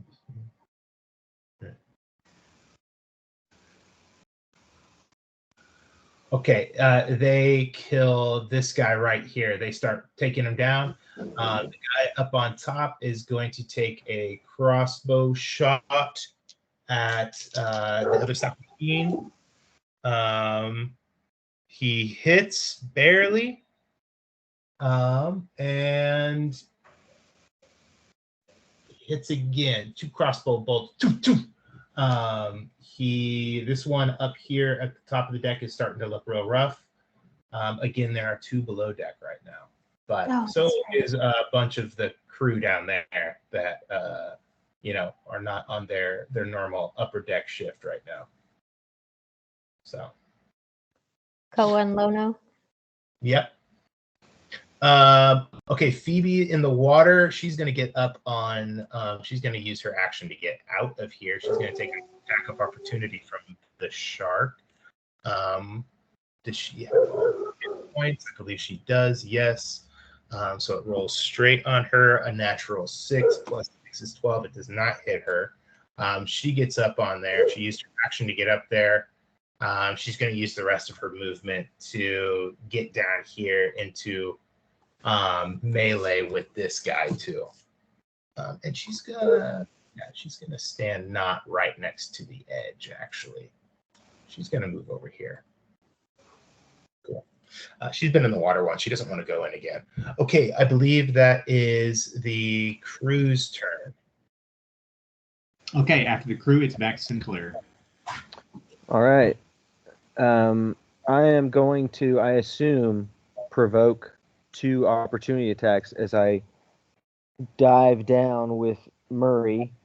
Actually, I got a better idea. We have 60 feet of movement, so we're just going to super dash or whatever, just swim, maybe not dash, but swim, use as much movement as you can to go directly under the boat and up onto the other side of the ship and jump up, and we can jump off onto the ship because it'll be, or just like step on the railing, because he's jumped up so high like Echo the Dolphin. Oh boy. Here we go. So you're up on the opposite side of the ship? So basically, we're going under the ship on Murray to shoot out of the other side, surface, and like just be up on the ship. Do you promote attacks of opportunity in this way? Yes. Okay. I provoke them. Okay, you provoke them. Okay, you're gonna get 2, one from the big shark and one from the Sahuagin, but you have all your hit points, so it's just gonna be 2. I don't have all my hit points. Ooh, you don't. Okay, so it's gonna be advantage. Sahuagin rolled a 19, and the shark rolled real low. So the Sahuagin does 10 points of damage to you as you go. 19 plus stuff or 19? Yeah, it was 19 plus stuff. Sorry. Plus stuff. Okay, so 10 you said? Dude, 10 points of damage. Yeah. My computer is being so lame right now. Oh my god. There we go. Maybe not. Anyway, so we jump out or what? Yeah, you jump out. Yeah, I would say give me an athletics check from Murray. From Murray, you say? Okay. Extras. I would give you advantage, but since he has both of you on there, it might be a little harder for him. Sure. strength is +4, so come on, sweet Murray, my special boy. That's a 14. Ha! 14. Okay. Yeah, you guys get up on the ship. You're fine. We get up on the ship. Perfect. Oh my god, I'm about to lose my mind. This freaking my computer's a touchscreen, and the touch isn't working. Oh, that's not good. And it's got a trackpad for the rest of it. Yeah. You gotta get yourself a mouse, man. Get yourself a. I've got one. It's inside. Anyway, That's what I'm doing now. I'm double screening over here. I've got a mouse. I've got a keyboard. I feel like I'm a real gamer. How's the music? Is it pretty stale? Do we need something else? Something else. Yeah, dude. Where's that Halo music? That's encounter combat. Yeah, we're getting into the. Yeah, there we go. The winding part. I guess I'm gonna run up. I can't control my guy, but I'm gonna run up and just start whacking on the big guy. Whack away, Sinclair. Whacka. You run up to the big guy and you start whacking away. Yeah. So first one is great. It's a 22, and I'm gonna smite his ass with a second level smite. So he's gonna take some.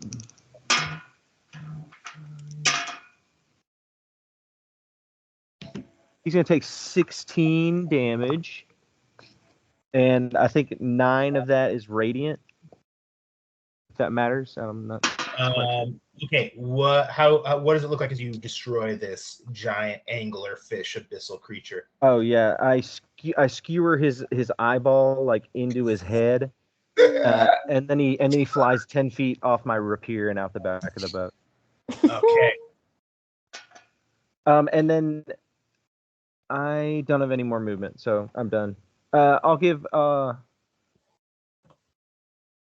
Hadal a bardic, because why not at this point? Okay. I'm going to give you a little heart. Hadal, you got a bardic inspiration. Sick. Marana's going to use a legendary action that doesn't provoke opportunity attacks, not that it's necessary, to flank Hadal. Get off my ship.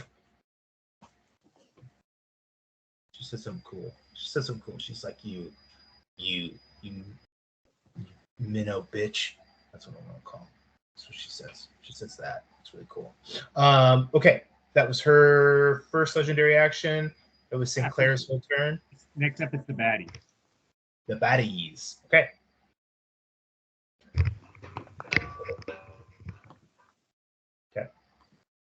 Starting from the top again, guy up here is going to take an attack with advantage on this crew member. 14 plus 6 is going to hit.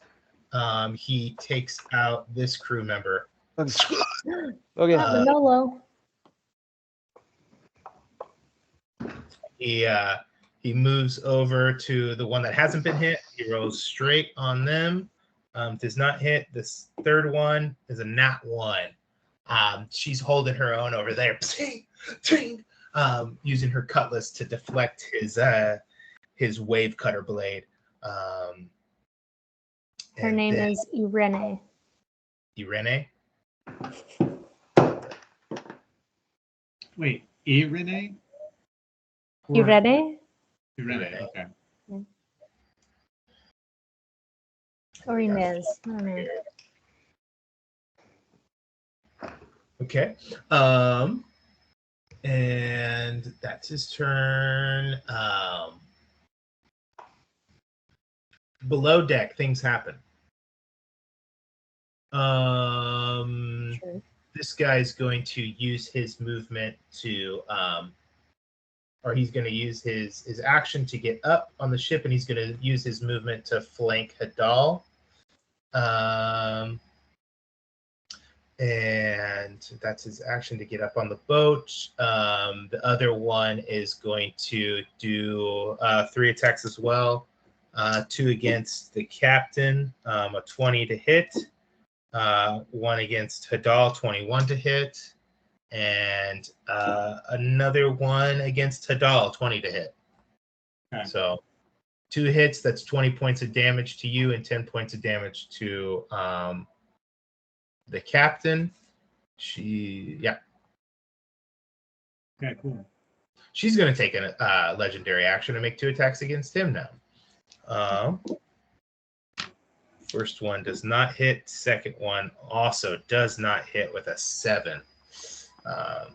So 2 bad attacks from the captain. That's her second legendary action. And where did these guys come from? Which guys? They climbed up. They climbed up the side? Hmm. Yeah.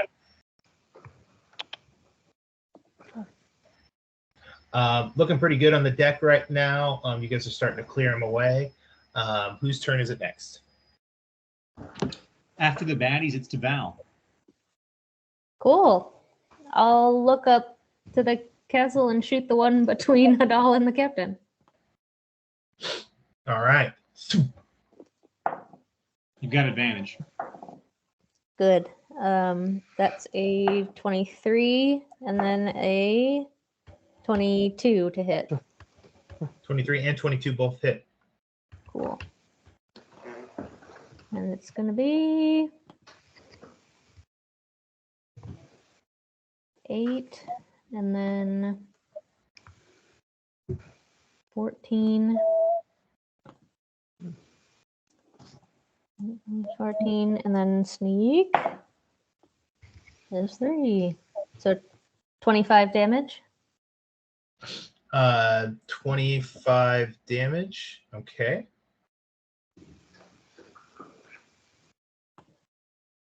You shoot him.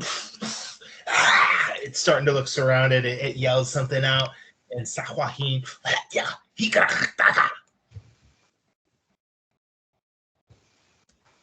Okay.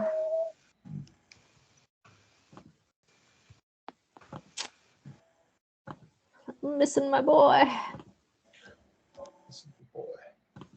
I guess I'll command Zenith to attack. Yeah. Do its little stinger. It's with advantage. Come on. It is with advantage. So Zenith will try for the same guy. Oh, with advantage. Okay. That's a 21 to hit. Okay. 21 hits. So it does 5 damage. 5 damage. Fucker. Okay. Cool. Zenith just starts zipping around his head. That's me. Okay, that's you. With that, Mariah Darktide's going to take her next legendary action because it's just easier for me to remember that way. 1 hits. The second one does not hit, but she's going to dump a sneak attack in there.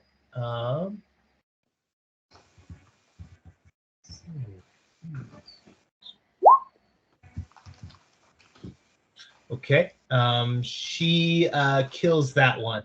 She starts and as Zenith distracts it, she gets him right behind the head. She grabs onto his back fin and just pierces her blade up through the middle of its eyes and rips it out through the skull. It slices his head into 2 pieces and it falls onto the ground dead.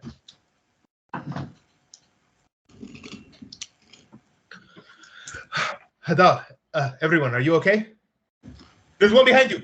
As the one comes up and is getting ready to attack you, Hadal. I look at her and I say, you can handle this one, right? And I'm going to Misty Step to here. Oh. And then run to here. Ah! And then I'm going to Wave Master this guy off the boat, hopefully. Yeah, go for it. What does he need to do? He needs to make a dexterity saving throw. Dexterity saving throw. He only has a +1 to this. I'm going to roll on the screen. It's a 9. It's a 10. Hell yeah. All right. And how much damage? He's going to take 15 bludgeoning damage and get pushed 15 feet back. All right. What does it look like as you destroy this creature? Just fucking just summon some just out of my chest, this water jet, just, you know, like a fire hydrant, just blast backwards. And your arch nemesis is blown off the side of the ship. See? Oh, okay. One of them, I see. I was like, that was him? That was my arch nemesis of the season? Damn! Got him, dude. Okay. And then I'm going to run to this doorway, and as I run, I'm going to be like, Val, come with me in case there's some below decks. We better check it out. Hi. Okay. Cool. That was Hadal's turn. Who's next? I think the crew after him. The crew? Who's next, Tom? Just give us a thumbs up at all. Yes, sorry, it is the crew. Oh wait, oh yeah, I'm gonna have my wolves attack this guy over here. Hold on. Nice. I'm gonna run up on this hoe. Come on. Does he have? Yeah, he sure does. 13 plus 5, 18 does not hit. And 14, does 19 hit? 19 does hit. Okay. And it's shite. What is it? And it is 3 overshare. 7, 10 damage, and then he needs to make a strength saving throw. Okay, he's got a lot on that. He's got a +6. I'm going to roll it on the screen, but it's not enough. It's only an 8. And then he's not prone. Not prone. All right. He's snailed up, not prone. Cool. Crew's turn. Thimble, now that the big monster's there, turns around and points it at that one that just knocked prone, and it's just like, unlimited power! As he just continues to pitch bolt this one on the ground. It's going to hit as well, and it is 4d12. Oh, no, that's not what I want to do. Sorry. It's going to be 20 points of damage. It's severely hurting him. The captain runs up and is going to do 2 melee attacks on him. They hit, and this guy is dead because of that. She comes up and stabs him in. She looks at Sinclair. Sinclair, get below deck. Help Hadal. Thimble, stay there. Just in case. The rest of you, and she looks around and there's nobody up on deck. Below deck, we have to get them before they start destroying everything. You guys start to head downstairs. Jimmy, grab the wheel. Get us out of here. And he starts commanding some of the crew to set sail even faster to get out of here. And you guys go below deck. A small team of you guys go down there. There are other crew members down there that have woken up and have taken on the fight downstairs. It looks like there's a few members of the crew that are dead, maybe 3 or 4 down there that these 2 Sahuagins have killed. But there's other members of the crew down there holding them off. It looks like they were trashing the place. They fought through the kitchen, and it looks like they destroyed the rations. And it looks like they continued the fight into kind of the back end of the ship. where they were looking for loot. Instead, I'm going to roll. I'm going to roll a dice over here. See what room they went into. Val's room, the captain's room, the engine room, and you guys' room where you guys have kept all of your notes. I'm going to, we got Val's room, captain's room, engine room, or the room where you guys kept your notes. Those are all bad rooms. Captain's Yeah. room. Into the captain's room, they managed to get there. Maps, navigator's tools, her personal chambers have been destroyed as the fight's taking place in there. And you guys get down there. It's a small, cramped room. We're using Theater of the Mind right now. Whose turn is next? After the crew, it's just Sinclair. They are in her room right now, fighting with dudes. Yeah, it's a smaller room. They're kind of holding people off at the door. They're trying to grab things while they can, but the crew is assailing them. So the fight's taken place and has just disheveled this whole room down here. Okay. Maps are on the ground. There's broken bottles. There's more rations. There looks like they've been trying to grab anything, any sort of loot that they could. But the crew's doing a pretty good job taking them out. It's a cramped room. I would say it's probably like 15 by 10 feet. No, 15 by 15 feet, we'll say. Okay. There's a bed with a curtain that normally go around it that's been ripped down. The bed is there's cotton, there's feathers floating around in the air, there's torn up maps on her desk. The navigating charts and everything have been destroyed. They look like they're trying to take things, but they're not super successful because the crew's down there still. Okay. I'm gonna run up to the closest guy, and I'm gonna beat his ass. All right, beat his ass. I can choose to not push him 10 feet, so I'm going to do that to try to minimize the damage to the captain's room. Oh my gosh, come on. All right, so this is a 3rd level smite, if I hit, that is.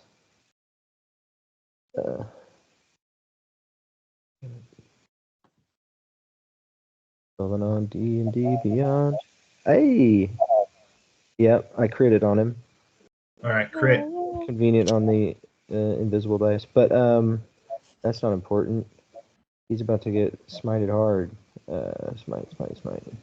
Beautiful. Do it. How much am I smiting for? And you double all the smite dice too. I sure do. Yeah, this is gonna be a pretty good divine smite. There it is. Jesus, he's go higher than first. So, 2.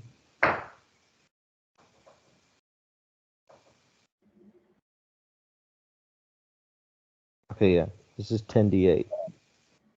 8d8 is radiant. Okay. 10d8. That's awesome. 8d8? Oh wait, Yeah. holy shit. Yeah. Okay, that's 48 plus 5. He takes 53 damage. 53 damage. Huge hit on him. He's already been hit a few times by the crew. He's looking real rough, that one. I'm gonna say to him, "You picked the wrong room, cunt," and I'm gonna smash him again. Just roll it. It's a miss. It's 3 plus 9. All right, that misses. Anyway, I spit in his face with my bonus action. Okay.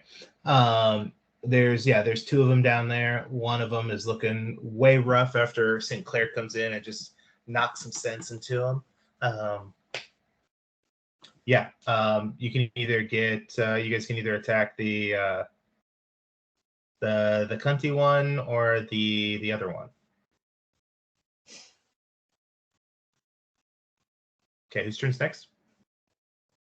It's Marana's next. You son of a bitch! You broke my bed.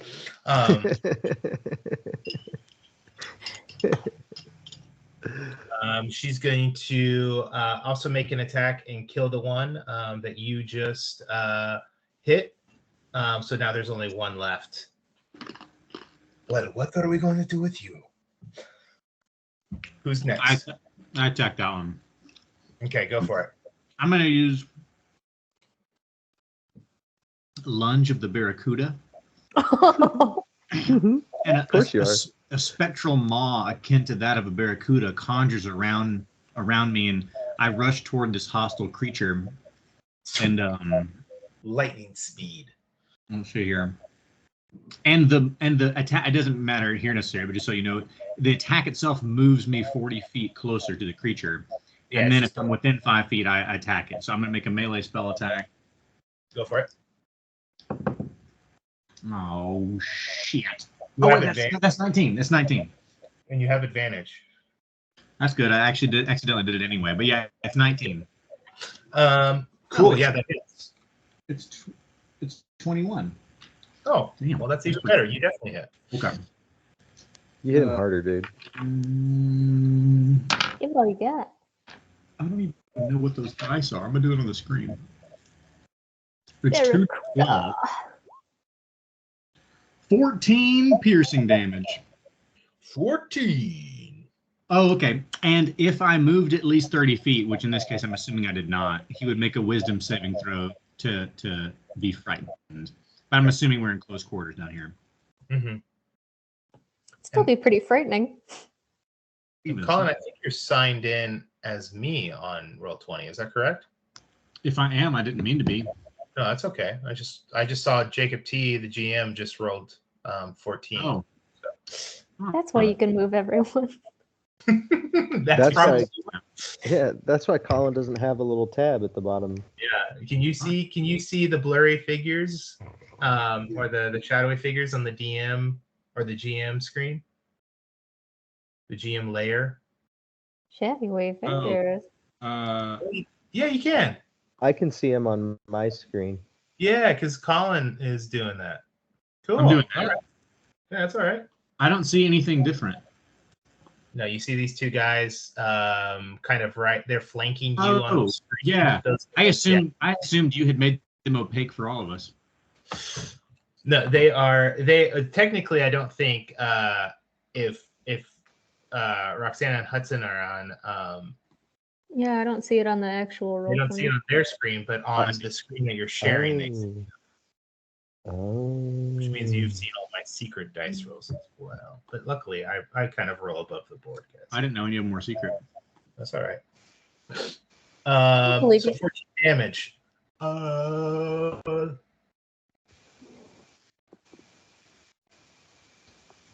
Yeah, and that's all.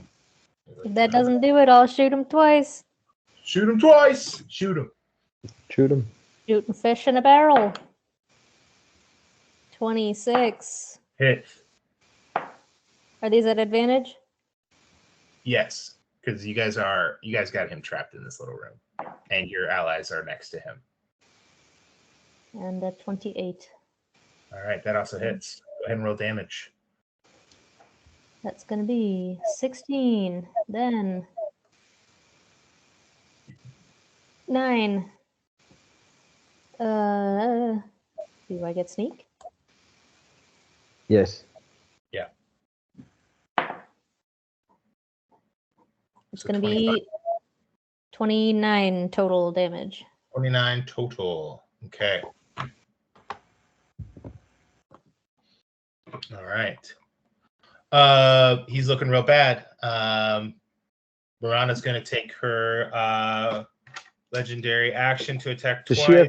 Does she have lair actions in her bedroom? No, that'd Oh be, boy. She Does does. she? Different She should kind have of like encounter. actions like on the ship. Yeah, they're mostly RP style layer actions. Yeah. The first one is going to hit. So it's 10 plus. You get like a buff that lasts all day from her lair actions. Another 25 points. It's looking super rough.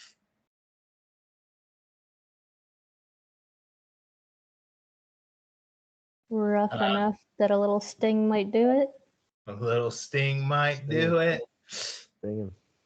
Hey, is Popoki still on our ship? Is that still a crew member that's alive? He was on the other ship. He was on He was a Crimson pirate. He was on Tide. the Crimson Tide, and I think you guys killed him. He drowned Yeah. because he was sinking, and he goes, He was a "Popo." cannibal. I was just looking back to the chat trying to figure out how many people we decided were on our boat. And then I ran across the name Popoki, and I was like, who the fuck was that? Popoki was on the Crimson Tide, and he was a semi-ally at some point, I think. I think he got charmed or was just confused maybe. But what a great short-term character that was. Yeah. Okay, Sinclair, I think it's sort of your unofficial turn if you want to Sweet. finish this. I have another character who's a monk named Popoki, based off of Popoki kind of. But my turn, I'm gonna hit him again, I guess. Okay, hit him again. He's looking real rough. This That probably seems will do it. to make the most sense to me. I will strike him with my rapier. There we go. 28 to hit. I'm just gonna hit him with a first level smite this time. So Do you even need to? Yeah. That's real good. He takes another 25 damage. All right. What does it look like as you end this Sahuagin? Just holy, righteous Righteous. Yeah. energy shoots out of my rapier and into his heart, his shark heart. He goes directly to fish hell. That's right. I've stolen his soul. You end this Sahuagin in the midst of all this chaos. There is what almost looks like what color would a shark's blood be? Would it be red? What color is shark's blood? Yeah, I'm sure it's red. Fuck yeah, it's red. Yeah, red blood spills on the ground. And these figures die. You guys look at these shark abominations from the depths below, breathing heavy. You kind of take the silence around you. Is everyone okay? Shit. A lot of people died. Fuck. Can I run around and heal anybody if it's not like too late? Yeah, you start doing that. Hadal, Sinclair, anyone with healing, Same. start healing those injured. I can give 40 HP you- over a certain amount of time. The rations are gone. String these two up. I want them hanging off this bow of the ship.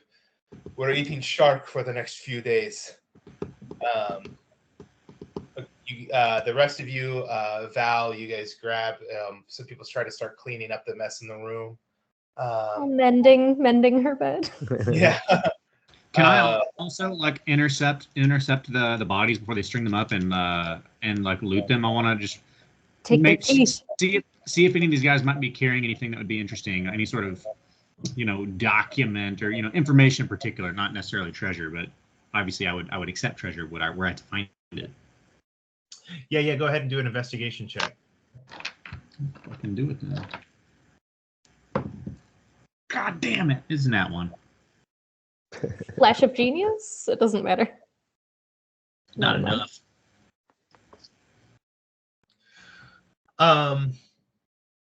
You do find one thing. One of them didn't have a wave cutter blade. One down here had some strange rod, and since he quickly went down there, you guys didn't see him use it too much. But you do get a tentacle rod off of him. The rest of them have pockets of gold that look like it was probably belonging to the ship already. They looked like they were trying to steal maps and tools, but in the damage, they ruined your supplies.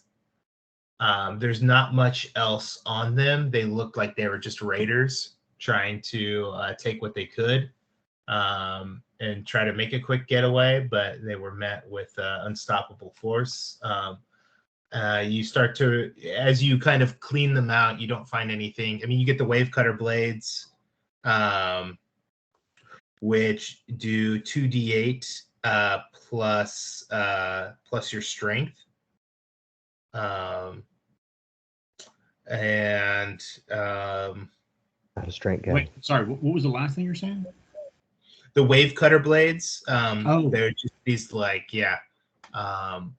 they're just these dope ass kind of metal blades that kind of almost look like a kind of like an axe, I would say, but with like a blade that kind of waves up and points to the end. They do these big slashing attacks with them. They do 2d8 plus strength. So I don't know if that's worth anything, but you get a few of those. I'll say you guys managed to get about 5 of those off of the bodies. As you string the bodies and throw them over the edge, it takes a little bit, but some crew are in charge of the crew are in charge of pulling up sharks onto deck, the ones that they were controlling with their telepathy. And you just see kind of like this massacre of these 2 large hunter sharks as crew members are cutting them up, and the captains over there try to keep as much meat as possible. We need to start preserving this. We need to start cooking all this food right now. It's going to be shark steaks for another few days, but maybe we can supplement this with other things. We should still be able to make it to Mulajara, okay. We're still like less than a week away, like 4 or 5 days or 2 something. days, only 2 days. 2 days, Okay. shark steaks.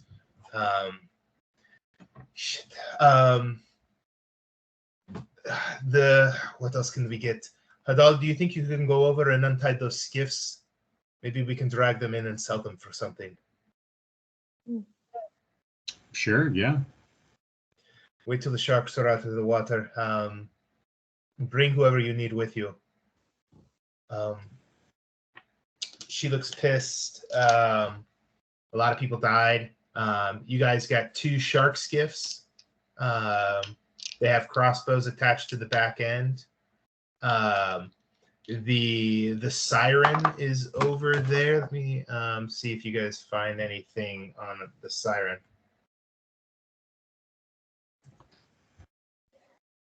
How many crew were actually killed? Just like after we healed whoever we could. Like 2 fell overboard and were lost. 2, 3, 1. 4. I'm gonna say a total of 10 crew died. Okay. Damn. And how many do we have left? How many crew? How big was the crew that we said early in the game? I don't remember. That's what I was looking back at the chat trying to find. I think maybe we said something 40 like to 50? 30.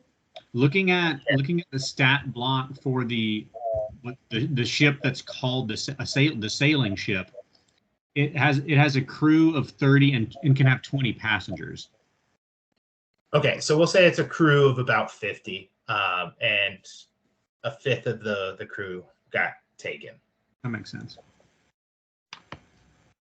It's a dark day for the rising sun. You managed to get two skiffs. Try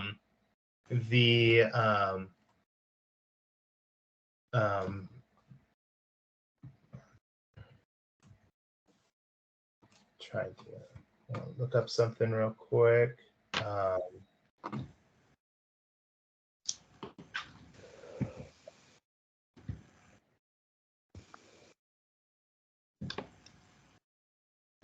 On the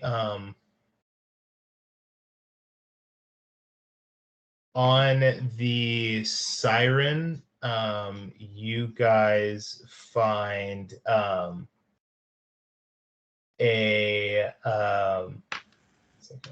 second. A circlet of blasting on her. Yeah. She didn't get to use it too much, but it's just like a little necklace, a circlet. It would go over her head. It has like a small gem on it, woven around, and it's not much, but you think that maybe from a couple of these skiffs you might be able to salvage a few hundred gold each off of them. Depending on the buyer. But you do have shark skiffs, if you want to add that to the inventory, 2 of them that are kind of dragging behind the boat. Shit. Is everyone okay? Hi, are you all right? I was not expecting to lose as many people as we did during that.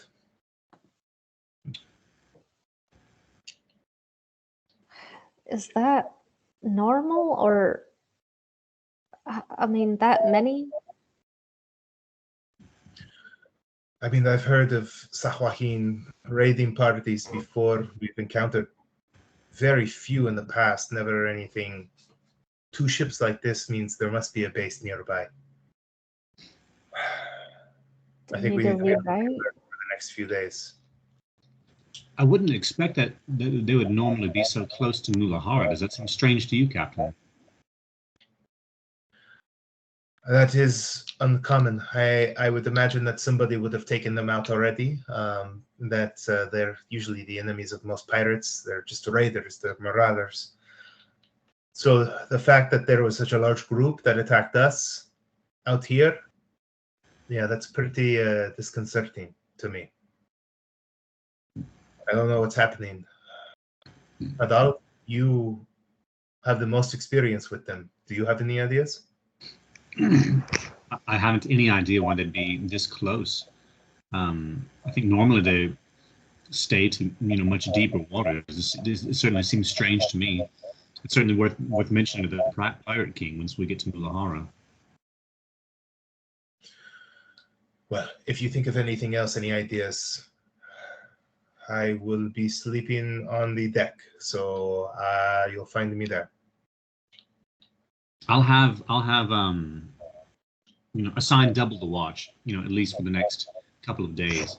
Another suggestion is perhaps if we have the time, once we get to Mulajara, perhaps we could, construct some sort of, anti-boarding railing or something to slow them down, because they were able to get on board entirely too easily.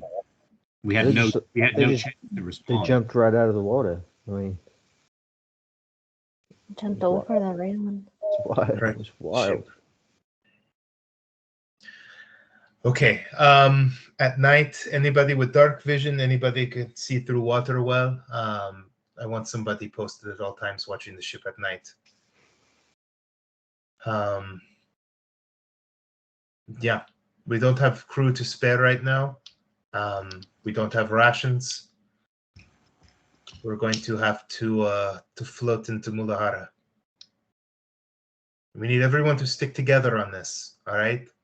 So we'll take shifts. Those of you who are just fighting, go ahead, use the rest of the day, take your rest, get healed up. The rest of you, I want to watch for the rest of the day. I want cannons loaded. I want Thimble. Fucking fantastic job. Hi.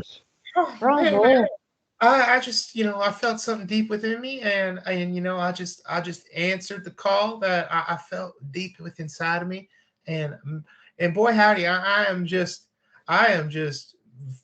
fucking surprised at what came out of there. Man, That wasn't. He said, nobody tell him about the mat. Just let him believe that was all him. I mean, I've practiced the arcane arts for a handful of years now, and I really think I must have leveled up or something in my sleep, You did it, because mate. boy howdy, I mean, that was one hell of a thing. Look out, old Thimble the Nimble gonna come You finally get finally got that subclass, mate. I want to Yeah. put my arm around Thimble and just kind of walk him over near the rail. I'm like, listen, if you're coming for my job, you better think twice about it, okay? Because there's only room on the ship for one deck mage. Now, we appreciate what you did, but there's one deck mage, and it's this guy, all right? Watch your ass. I want you to roll intimidation. This guy's Oh, having the best day of his life right now. Oh, who's cocked? Come on, damn it. Fuck. Does Nimble still have his bardic? oh, come on. A 9. He's untouchable. You know, I have a lot of respect for you, Hadal, but you know, captain wants what the captain wants. We'll see. We will see. We will. Yeah. Eyes open. All times, Hadal. Is he like a third of Hadal's height? Yeah, Even- he's even just gnome. he's just this tiny little wispy gnome.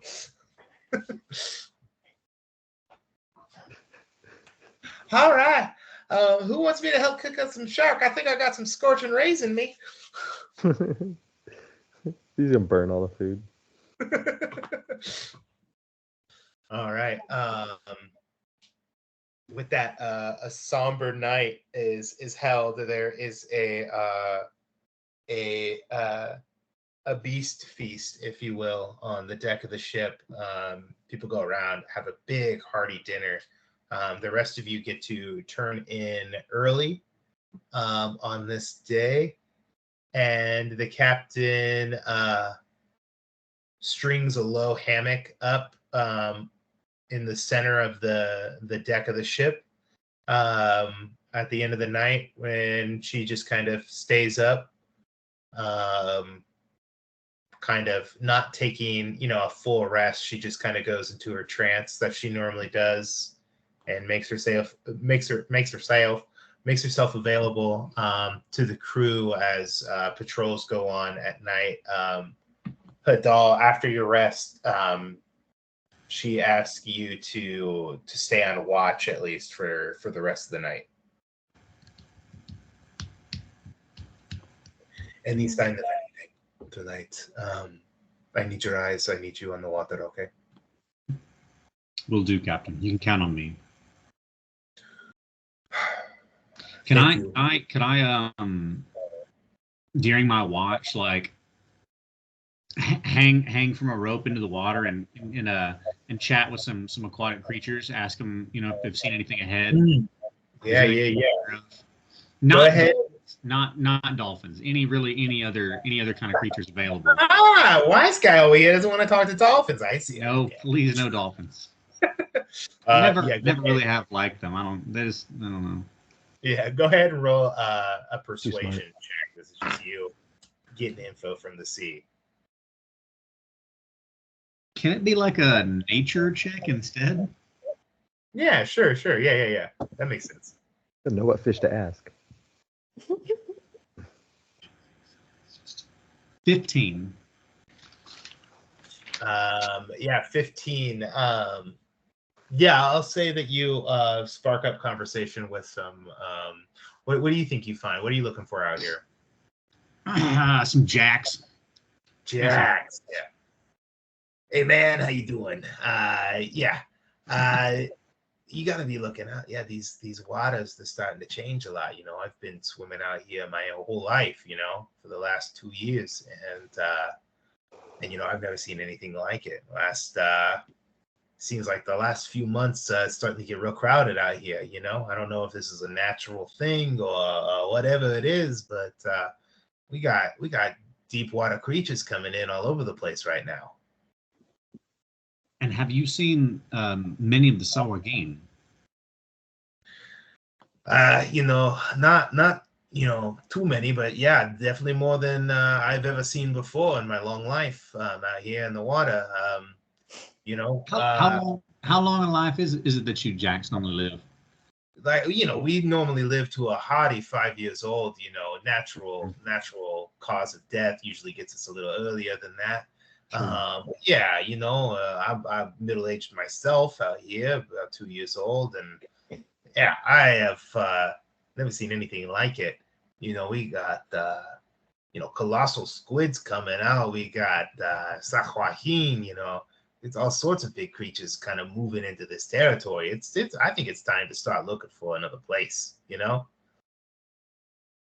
Yes, perhaps that might be wise. Do you know of anything particularly dangerous between here and Mulajara? Oh yeah, I mean you got sharks, you got big fish, you got bigger fish, you got even bigger fish than those fish. I mean, you gotta look out, man. It's not easy out here in the water. No, that's certainly true. Anything unusual? Anything that is new to the area? Well, there's some Sahuagin that came in recently. There was a colossal squid. I mean, between where we are now and Mulajara. Oh, there's a lot of pirates. I mean, there's these shiny hooks that come into the water that have a bunch of good food on them, and before you know it, boom, they just take you straight out of the water. You got to be careful of those. Yeah, no, don't eat those. Don't eat those shiny hooks. You can tell your friends. It's not a good idea. You listen. I try to tell them. I try to tell them all the time. My long life, I've been saying it my whole life. Don't eat shiny hooks. Sometimes you don't even eat the shiny hooks, though. You think, oh, look, free food. It's a lot of dead things out here. Good eating. Small fish, good eating. All of a sudden, boom, you just get taken. So yeah, it's true. All right, well, listen, hey, good luck out there, man, and do avoid the bigger sharks and stuff. No, man, it's really changing out here. The good times are over. Yeah, it's true. All right, well, I'll be seeing you. I've gotta go now. You probably won't. I'll see you later. Oh, okay, that's grim. All right, here we go. Okay. And with that, I think we'll end the night kind of on the night watch, kind of sailing out. Hadal, you're in front. Occasionally, when you're feeling up to it, you and Murray kind of swimming underneath the boat occasionally. A lot of projects get put on hold as a lot of the crew starts to try to fix up the kitchen and fix up the captain's room for her. She doesn't go back below deck for any reason. And she just stays on deck in the center, just in her trance, eyes open, just staring off into space, looking like she's just thinking about something right now. Yeah. I want to go to her, when I start my watch, and I just want to say, Captain, I know your room's a bit of a mess, but you're welcome to use mine. I've got things covered up here, okay? I'll keep a sharp eye out. You don't have to worry. And if there's anything out of the ordinary, I will raise you immediately. I know, but to be honest, I don't think I could rest anyway. I don't think. I think I just need the air, I just need to feel free, available, But thank you, and thank you for everything today. You and your team continue to impress me. It's nothing more than our duty, Captain. Well, you redefine duty. So, thank you. And thank you for staying up and watching the ship. I don't trust anybody else. Well, you can trust me. I do. I'll be here if you need me. And she just kind of goes and just puts her thumb up to her lips and just kind of sits there in her hammock, one foot on the ground on the deck of the ship, and just kind of gazes off into deep thought. And with that, I think we can end it for tonight. Cool. She's definitely thinking about turning us in for money. Oh, she cares so much. She could use it. Wait, Right. well, Oh yeah, that was fun. Sahuagin, man, those bastards. damn, yeah. Something's driving up all the deep water guys. What could it be? What do you What think it is? Oh man. I wonder what it is. disturbances? Cool. Jacob, does that trench run throughout the Thousand Islands, or is it just like in this area? It was dredged out by pirates to get to Mulajara. Okay. Only pirates know it and everything. There might be there's probably other trenches that have been dredged, but there isn't like a network of big trenches or anything out here. There's a lot of areas of the islands are hard to get through because of how shallow they are, and bigger boats can't get through them. Corals and sandbars and everything really limit. It really takes like skilled sailors to kind of get through, and even some areas have just blocked off the best of them. So a lot of people run aground out there when they go exploring, but this is kind of a secret passage to Mulajara. Cool. Yeah. All right. Okay. Good Cool. session. All right. That was Fun fun. times. I hope. Oh, yeah. Yeah. It's not good. Cool. Bye. Sweet. All right. Have a good night, guys. Sweet. Good night. Nice.